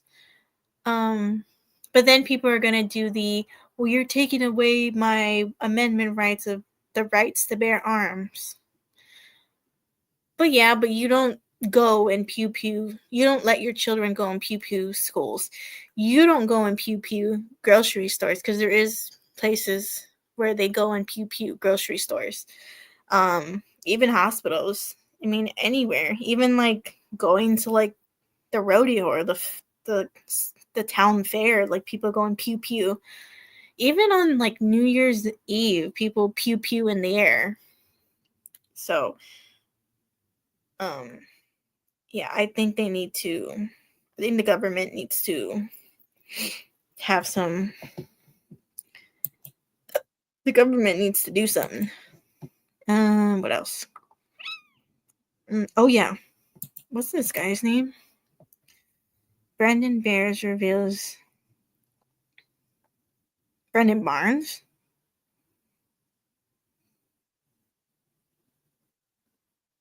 Okay, Brandon Barnes. This is the one we saw. Yeah, okay, but do you need automatic guns? Guns in shops or free guns for signing up? Exactly, yeah. There's people allegedly, there's people that sell pews online, like Telegram or Discord, and I'm just like, what the hell? Why are you doing that for? I just don't get it. Brandon Barnes. Who is Brandon Barnes? Copy. Let's see. Oh, he popped up on my thing. Brandon D. Barnes. How did you know I was looking that up? I think Google can read my mind. Honestly, I think Google knows what I'm looking up. Oh, wait.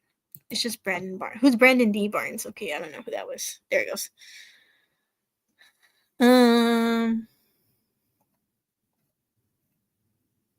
Horrific. I've never heard of Brandon Barnes.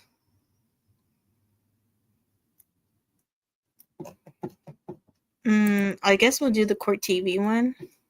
I don't think Court TV will. Will it? Will Court TV copy strike me? I will ask Vinnie Politan, can I please play this? Like, I don't think so. Okay. Let's play the video. Let's watch the who is Brandon and Jessica Barnes. I've never heard of this case before.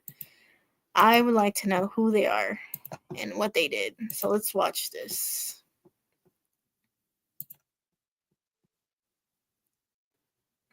Is it on? Oh yeah.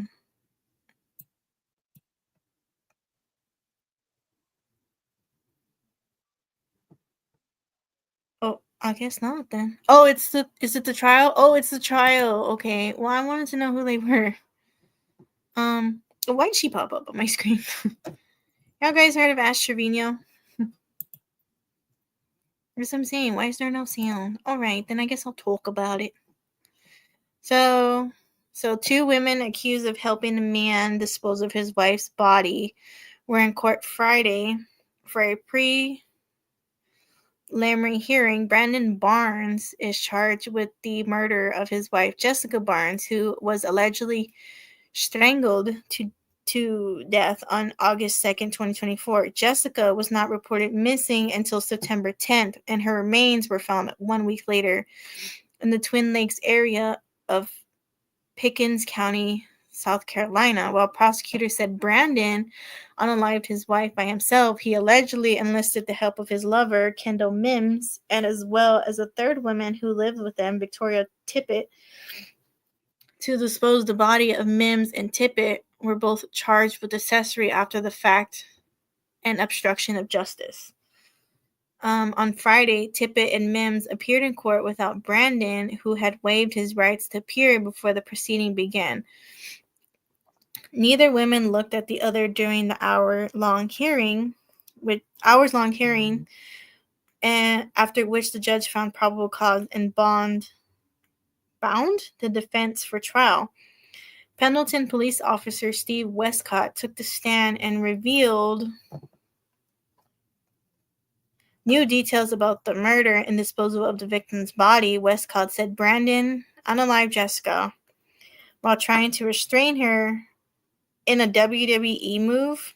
So he tried to restrain her in a wrestling move. And that Mims was not home at the time. Mims returned home from work to find the victim's body and already been placed into a large plastic tote, which surveillance video showed Brandon and Tippett purchasing at Walmart. You can see the tote being brought out of the pool house by Brandon Barnes with the assistance of Mrs. Timms and Mrs. Tippett. Westcott said it's put in the HHR. They were searching for a location to dispose of the remains before they ultimately ended at the location. Prosecutors say 3 of Jessica's teeth and part of her jawbone were found at a site off a hiking trail, while more of her remains were found in a 5-gallon bucket on the property where all 3 suspects lived. Westcott testified that the group initially tried to dig a hole to bury Jessica's remains, but ultimately burned them. Mims previously appeared in court in December 2024, where she was denied bond after an emotional hearing. At the hearing, Mims' defense attorney told the judge that her client had suffered severe abuse at Brandon's hands, including strangulation that left her experiencing stroke-like symptoms. Oh my God. So he killed his wife, then he was abusing the girlfriend. But what the hell? So this is him? And who's his who? So this is Victoria, and this is Kendall. So this had to have been his secret lover. And right, were they lovers or something? Yeah, okay. So they were lovers. This chick lived with them and just helped him. What the heck? This is giving that one guy who tried to have all those pretty girls help him and testify in court. Oh, his girlfriend. Okay, so that was his girlfriend. Why did OJ win? Oh my God, OJ Simpson. I got distracted. Oh, is this her? Is this the wife? Oh my God. She's pretty. Oh.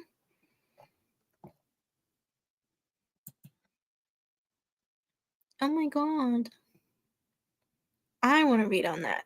I want to do the trial of that. What else is on here? Dum dum dum dum.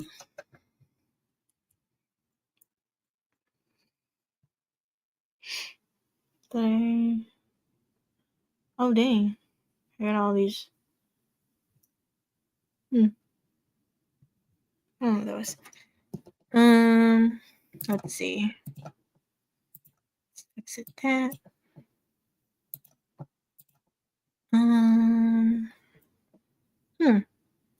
All right. Well, I guess I might just stop it here. So young. Yeah, they were young.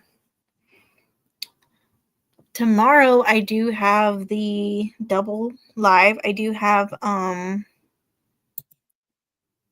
Vanessa Guillen and Gabriel Fernandez. I do recommend you guys watch tonight if you can.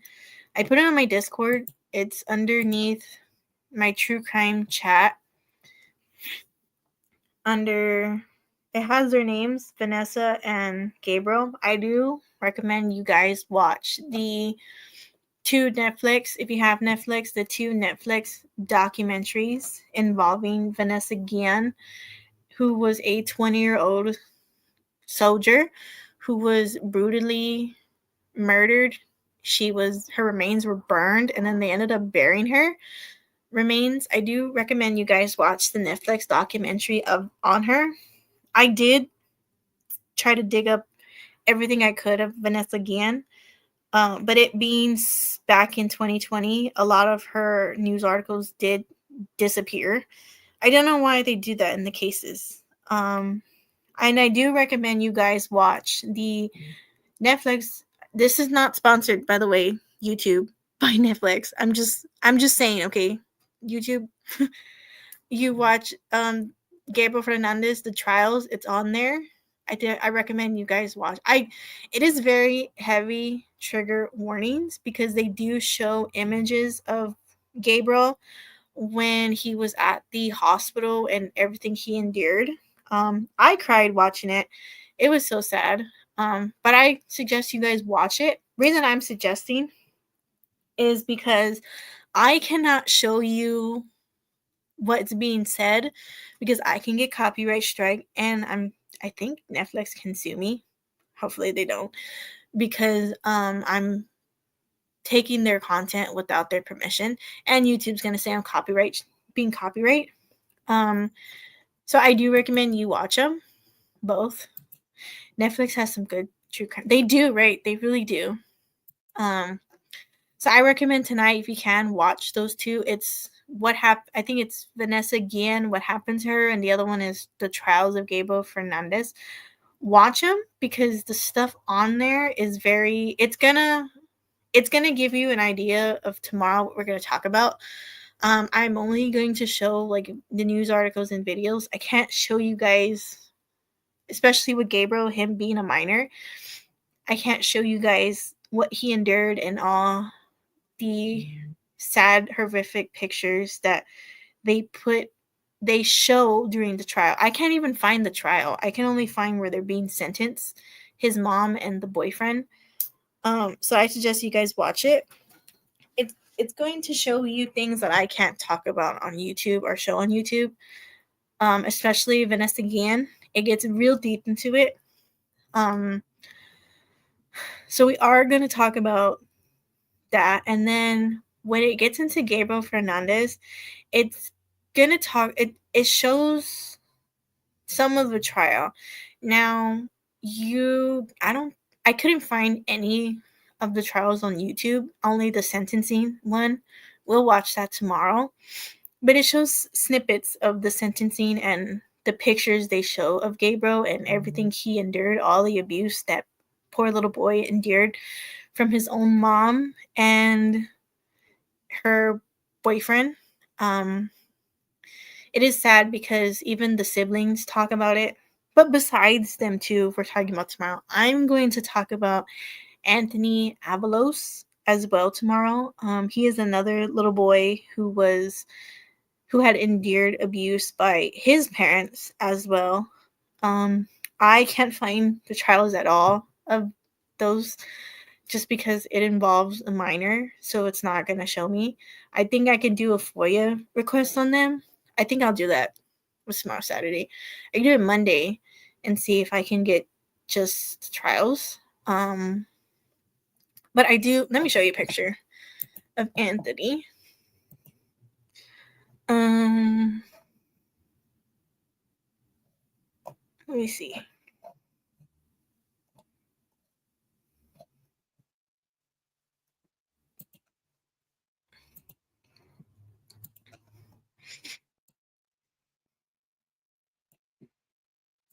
I know a lot of people don't know of Gabriel, Anthony, Vanessa, baby Brianna. That one was so sad. Baby Brianna case.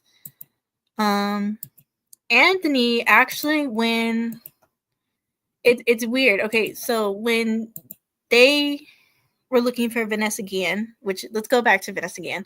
So Vanessa Guillen, she was a 20-year-old soldier who was murdered over in Fort Hood, Texas. If you are in the Fort Hood, Texas area, you know what happens in Fort Hood. For those who don't know what happens in Fort Hood, I will tell you on Discord. I have to say it low because in case some trolls find me, they're gonna be like, "Well, what happened in Fort Hood?" And then they're gonna like, you know, you know how trolls are. But I'll let you know what happens in Fort Hood. If you know the stories in Fort Hood, you know. So when they were looking for Vanessa Guillen, they end up finding lots of murdered veterans. Some of them who were reported missing and they just forgot about them. Some of them were found unalive, buried. And then they found Vanessa Guillen. It will come out. I did save them. I will talk about it tomorrow. I think they found a total of 3 or 4 different army vets who were reported missing. And then during the Gabriel Fernandez, they did talk about Anthony Avilos, who was another boy who experienced abuse by his parents. Well, his mom and her boyfriend, as well. As you can tell, this is his mother and this is her boyfriend. It was, from what they said in the documentary, it was the worst child abuse case. Gabriel Fernandez was the worst child abuse case that was, in their words, they said was overseen by CPS. And let's be real here, CPS has failed so many kids, like so many. And to this day, CPS is still failing kids. Watch the documentary and you're gonna see how he was failed. Gabriel Fernandez actually went to school with bruises on his face with scratches from the cigarette burns. He had so many red flags on his body, and people just oversee it. Even CPS oversaw it. Anthony Avalos was the same way. He came out when Gabriel Fernandez trial took place. Who are my dang dogs barking at? Hang on.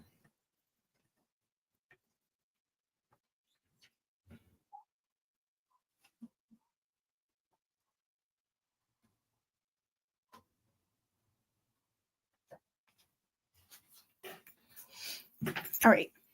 It's a cat. My dogs go crazy when they see cats. But I will talk about Anthony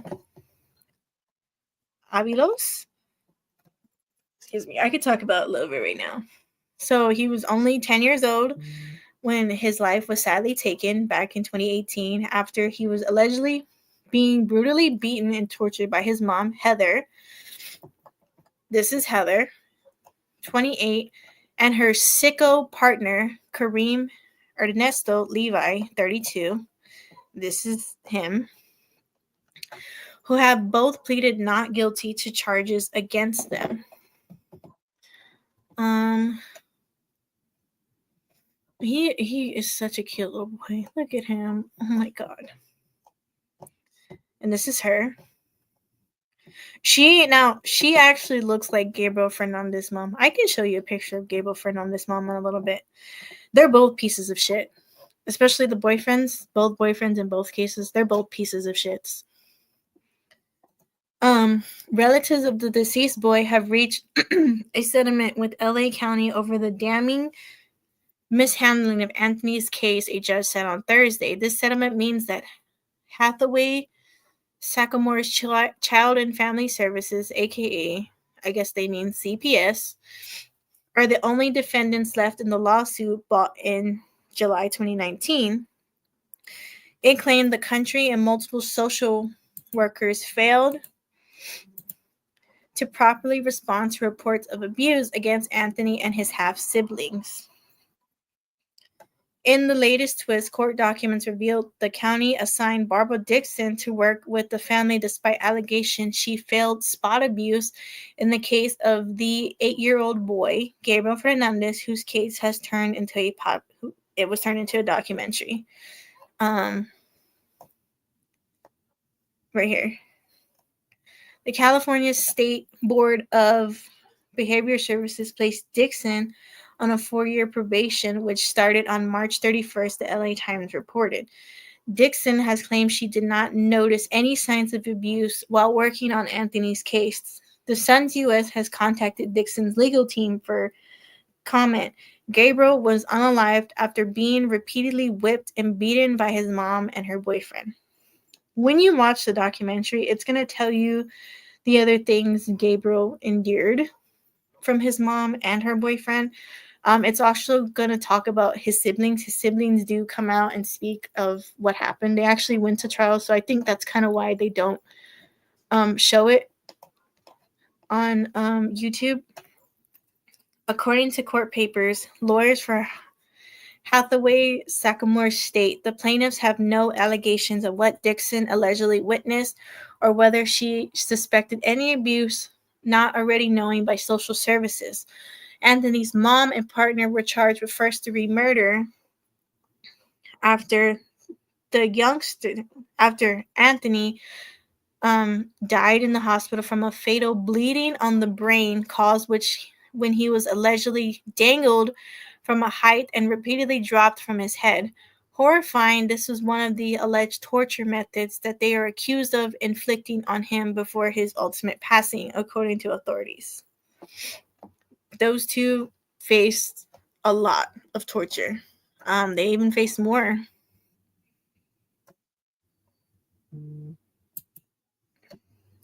But we're going to get into what happened to Anthony tomorrow along with Gabriel. This, I don't know, reading, this caught my eye. I don't know why. Great-grandma sues child service after boy who was 4 was raped by dad and then red rum by parents. So the great-grandmother of a 4-year-old boy who has filed a wrongful death suit after his parents were charged for torturing and unaliving the boy. Ava Hernandez, the great-grandmother of Noah Cuatro, cared for the boy 2 years before he returned to his parents' care after spending the first few months of his life in and out of foster care. I think they meant to put out, not R. Oh. Noah's parents, Jose Maria Cuatro Jr., 28, and Ursula Elaine Juarez, 25. Wait, go back. Jose Maria. What the? Sorry, it was off topic. Were indicted in January on one count of murder and torture, each related to the death of their son in July of 2019. Among the charges, Cuatro is accused of actually assaulting Noah's hours before his ultimate passing. Hernandez's wrongful death suit has been filed against the Los Angeles County Department of Children and Family Services, CPS, on behalf of herself and Noah's 3 siblings. The complaint lists the agencies failing to act on court order to remove Noah from his parents' custody, which directly led to his sadly passing. This is Jose, and this is Ursula. Oh my god, why do they look all the same? She looks like Anthony. She looks like Anthony's mom, and then they look like Gabriel's mom. Why do they all? Why do all 3 of them look the same? Is it the braids?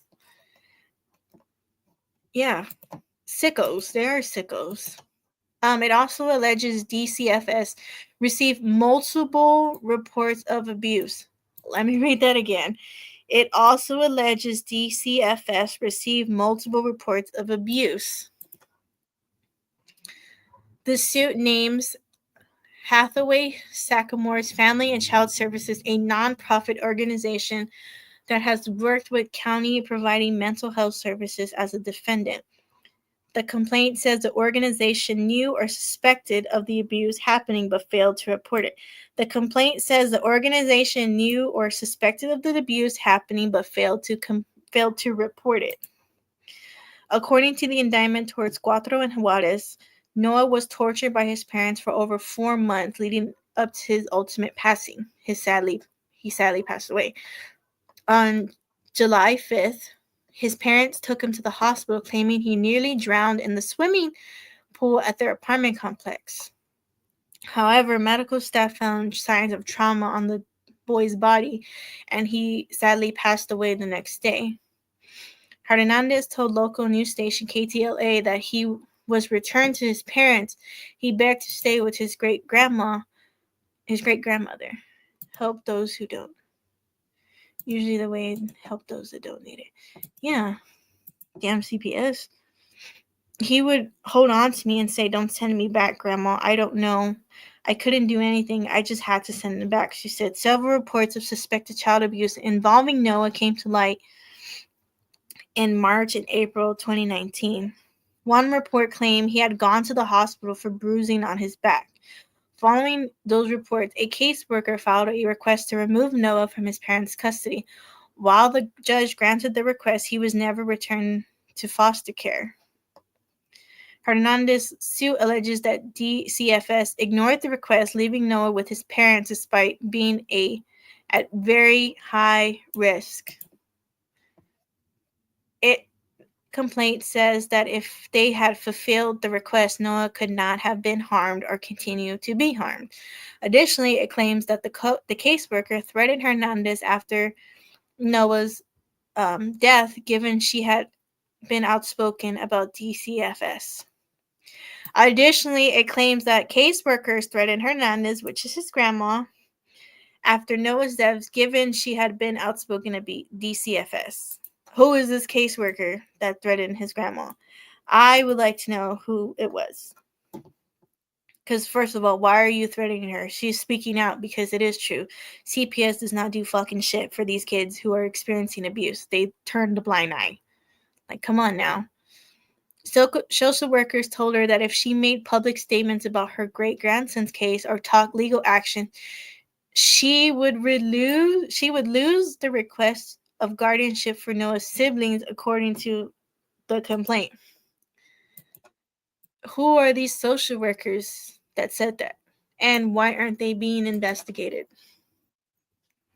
Why would a social worker threaten a concerned grandma who is suing DCFS because DCFS does not get off their fucking ass to look at these kids who are being abused? They turn the blind eye. And they're over here saying that if she makes public statements or talk legal action, she's going to lose the request for guardianship of his siblings. No, because no, that is not right at all.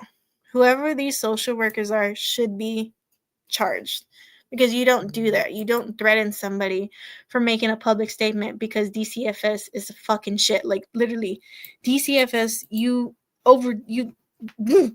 miss signs of abuse. The red flags are there, they're present, and you don't even do anything. You just turn a blind eye. Jesus.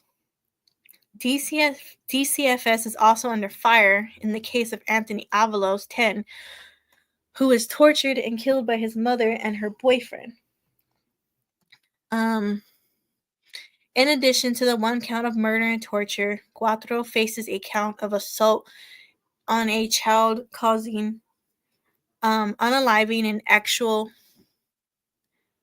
this with a child under the age of 10. Juarez faces an additional count of child abuse under circumstances likely to cause death. Cuatro faces up to 47 to life in prison, and Juarez could face up to 32 years to life in prison if convicted. Leave him in there. Leave him in jail. Throw the key away. Leave the mother and the boyfriend in there.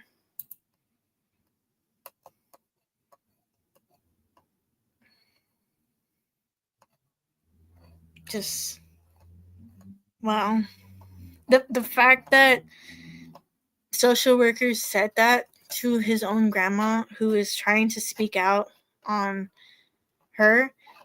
So she is trying to speak out on her grandson. This is giving Aubrey Wyatt. Not similar, but it's giving like Heather. So Heather was silenced by the judge because the other parents basically said that she didn't need to come out and talk about Aubrey's story because they were defeminizing their kids. That's giving Heather Wyatt vibes. But I don't see why DCFS social workers are threatening her. Technically, she can talk about it all she wants. She has the freedom of speech and freedom of express. She's saying what happened to her grandson and how he was a very high risk, and yet DCFS ignored that. No. Just no. Shame on DCFS. I mean, it's CPS all over the world, basically. Let me see. Where is he? Gabriel. I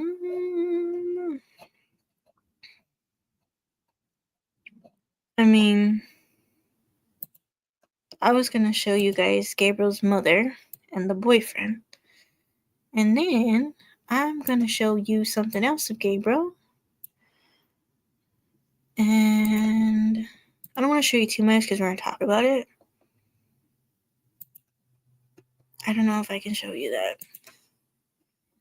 I mean, I can show you. I think maybe I can show you that. It doesn't really have that much. Oh, snap. Who am I calling on Discord? God dang it. If I'm calling you on Discord, please ignore. I don't know what I clicked on. There it goes. So, StreamYard. Agree, shame on them. Yeah. Freaking. So, share this tab. This is. Oh, that's too close. That was a jump scare. So, this is Gabriel Fernandez's mom. This is Pearl. Fernandez, and then this is her boyfriend. I don't remember his name. We're gonna call him Shithead. So this is Pearl and this is Shithead, her boyfriend, because they're both shitheads. They're both scums. These are the two idiots that took the life of little Gabriel. Mind you, this was for Mother's Day, and he showed up to school like this.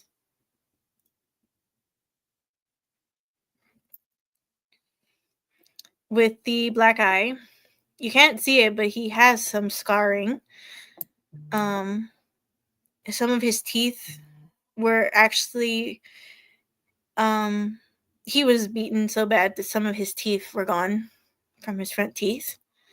He had cigarette burns on him, and he showed up to school like this to take Mother's Day pictures for his mom. And yet the school did nothing, didn't even contact CPS. CPS actually went to his house and nothing was done.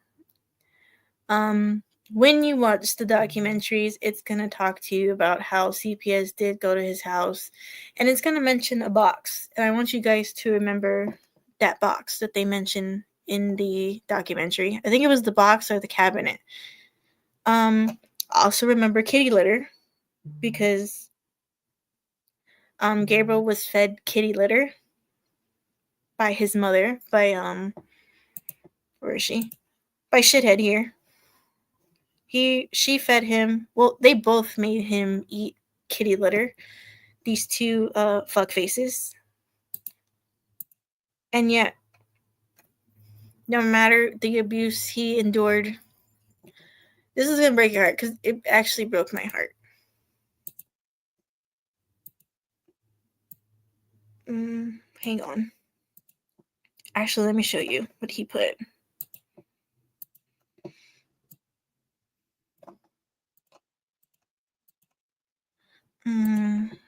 I'll just show you this picture too. Okay. So, dang it. Everything he endured. They even were so fucked up. They shaved his head and he had a busted lip. He had endured so much abuse. Even after the mother's abuse, he still showed up to school and took his Mother's Day's picture for her. And he wrote why he loves his mom, even though his mom was abusing him and letting the boyfriend abuse him. He put, "I love my mom because she gives me love. She's beautiful than a flower. She is a butterfly." No matter the abuse he was enduring, he loved his mom because to him, he thought the abuse was love, his mom showing love to him. That's not love. A mother should never abuse their kid. Should never let a man abuse their kid.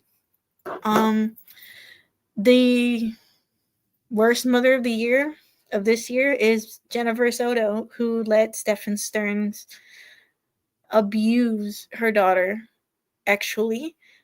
She claims she didn't know it. There's evidence. I should put that document on Discord where she says she admits to knowing it. Allegedly, she says she admits to knowing it. No mother.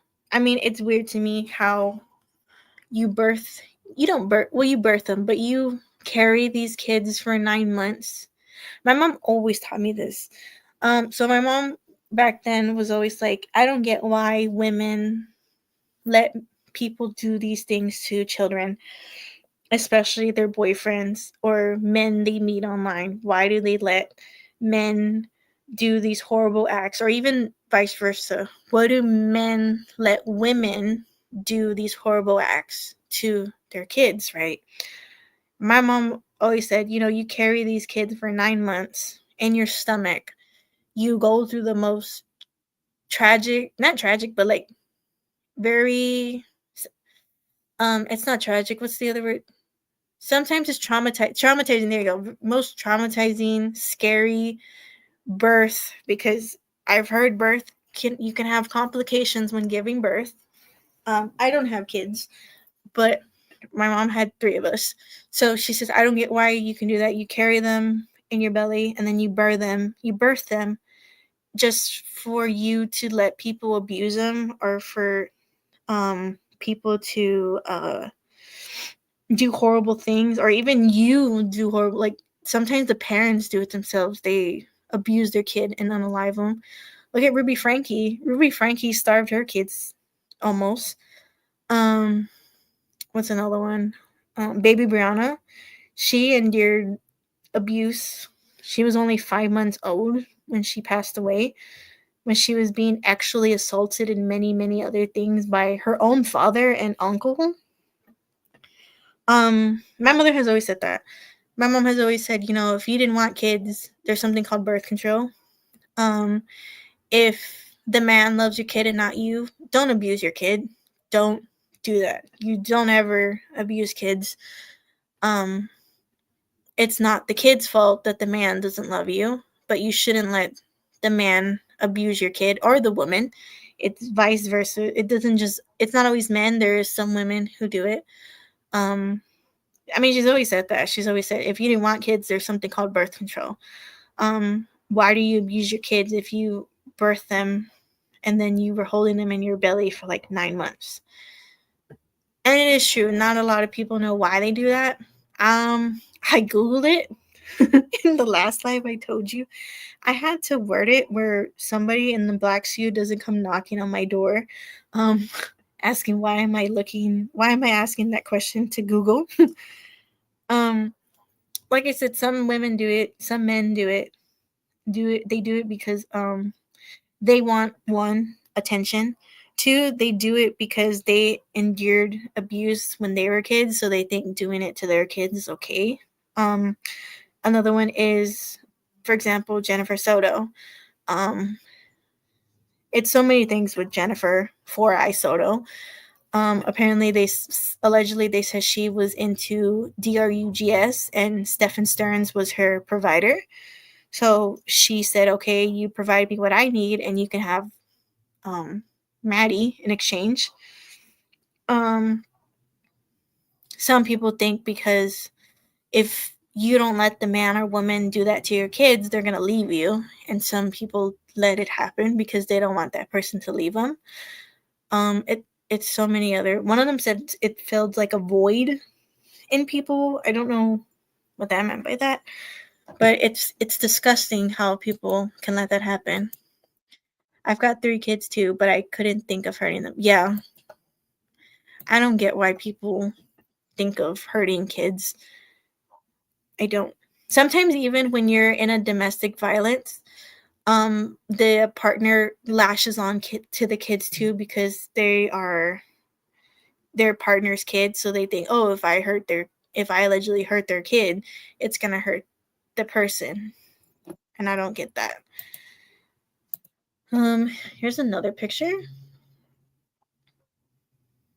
This is him, of course. Oh, now you can kind of see it because it's got a little filter on it. Look at his hands. See what I'm talking about when it comes to his head and his eye? He's missing his teeth. His head. You see how they shaved it completely, and he has all these bruises.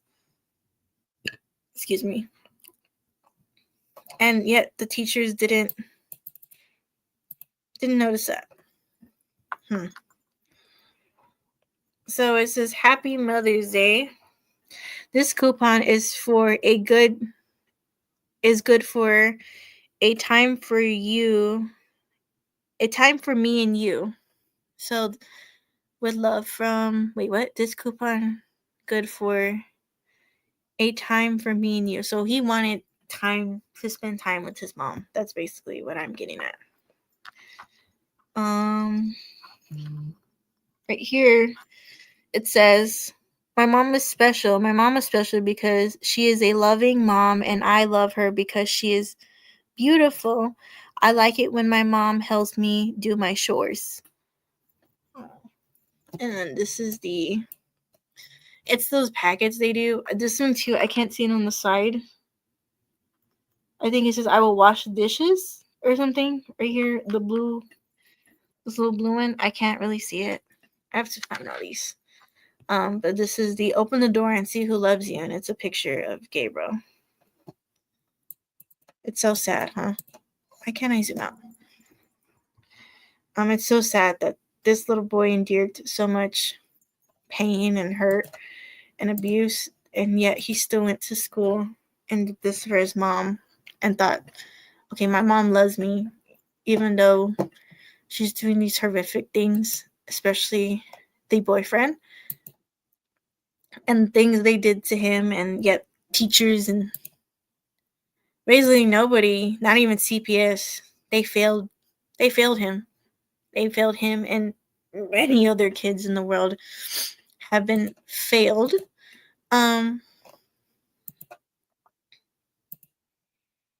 But before that,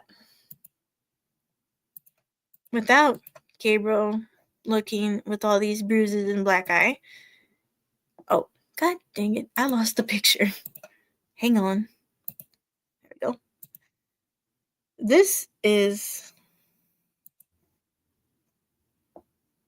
Gabriel. I want to say this was before the abuse started. In the documentary, I think it says he went to his uncle's. So I believe it's Gabriel, where his uncles are. Yeah, I think it was Gabriel, where his uncles are. He went to his uncle, and then the mom and the boyfriend tortured him because something about the uncle. I don't remember what it was, but this was taken, I think, when he was with his uncle's care. I know the uncle. I think the uncle, if I'm not mistaken, I think the uncle wanted to adopt him. But this is him before the horrible things he endured with, where are they? With shit face 1 and shit face 2 over here. Why are you mean mugging? I want to know why you're looking like this in your mugshot. You're not hard. You're not big and bad. Actually, Pearl, this stupid right here, she actually got beat up and cut by fellow inmates because she said that she went in for a DUI count, but actually when they found out what she really did and what she really came in for, they beat her up. They cut her with what is it, like the cover of the tuna cans? They scratched her up pretty bad. I can actually show you how Pearl looks now. She's trying to come out. I think they should just leave her in there.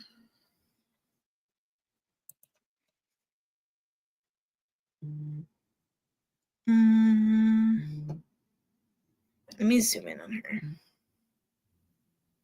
Oh, god dang it. Okay, wait. I gotta click on the thing, and then I gotta click on her. So, okay, hang on.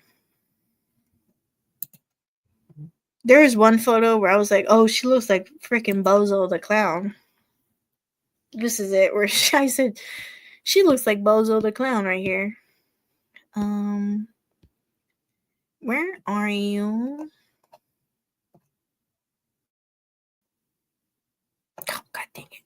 I click on one post and then my computer decides to click on like 5 different posts and show a different thing.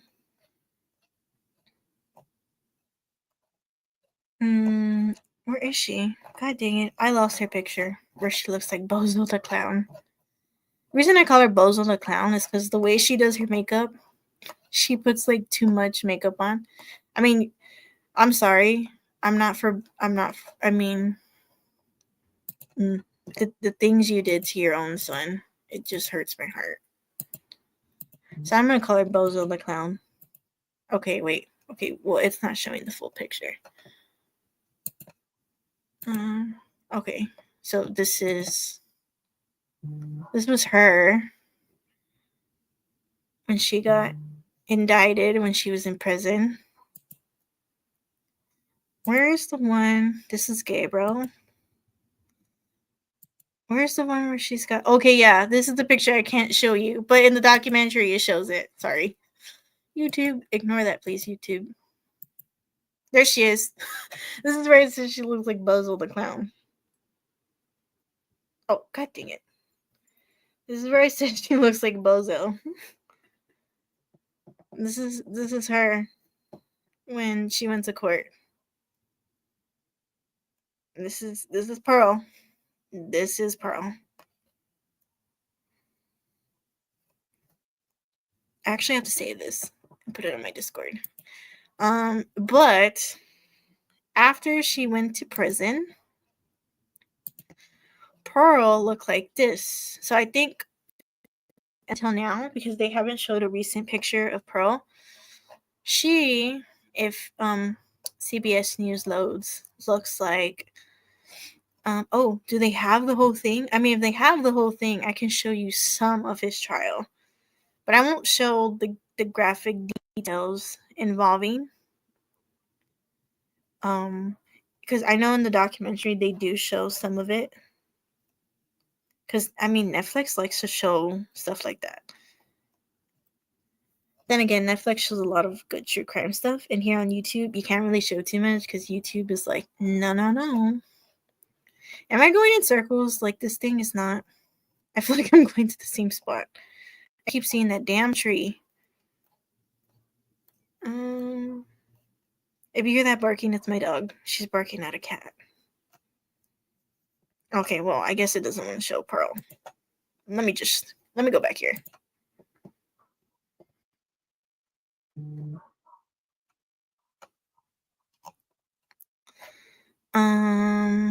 Okay, well, there she is.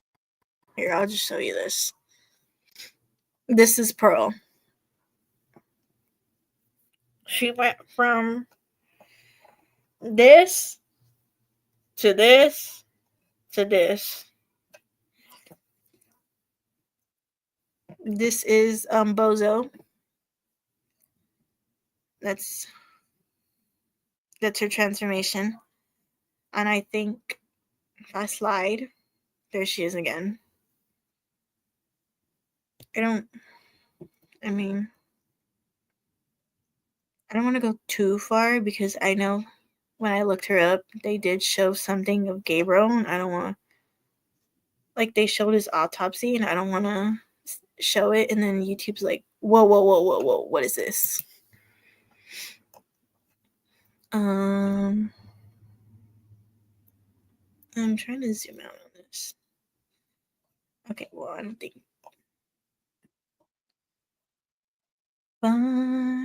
Oh, yeah, like, she was even a model, guys. I don't think I can show you that, but she was a model. From her eyes, she thought she was a model. I think she was a model for the circus that comes into everybody's towns. You know, the one that goes ding ding ding ding ding ding ding. One of those. But yeah, sounds great. Bozo suits her. Yeah, she is a bozo. But yeah, we're gonna talk about... I'm reading on 2 hours. We're gonna talk about Gabriel Fernandez, Anthony, Vanessa, and now what was that little boy we read? The 4-year-old. I forgot his name. Dang it. I know his last name was Cuatro. We're gonna talk about them all tomorrow. But yeah, tonight my homework is for you guys to watch those 2 documentaries. What happened to Vanessa Guillen and the trials of Gabriel Fernandez. And then when we talk about it tomorrow, you guys know, okay, I know what you're talking about, because like I said, I can't show you what happened because 1, he's a minor, and 2, on Vanessa, I can't find any of the documents, I think because she is a military veteran. But yeah, that's what we're going to talk about tomorrow. I'm running on 2:20, 2 hours in. Oh snap, what the heck? Why does it do that? It asks for my Apple code. Anyways, but yeah, I will see you guys tomorrow. Have a great rest of your February 14th. Happy Valentine's Day from me to you. I wanted to come on here and give you some updates, and then we just rambled and went into other cases, and then we started talking about tomorrow's cases. So tomorrow is going to be a long stream. Same time tomorrow, probably 7:38 Texas time, Central Time. But yeah, I think my mod fell asleep. But yeah, I will see you guys mañana. Be safe. Make sure you guys watch those documentaries so you know what I'm talking about. But yeah, I will see you guys tomorrow. Okay, where's my thing? Hold on, wait. Okay, bye guys. Love you.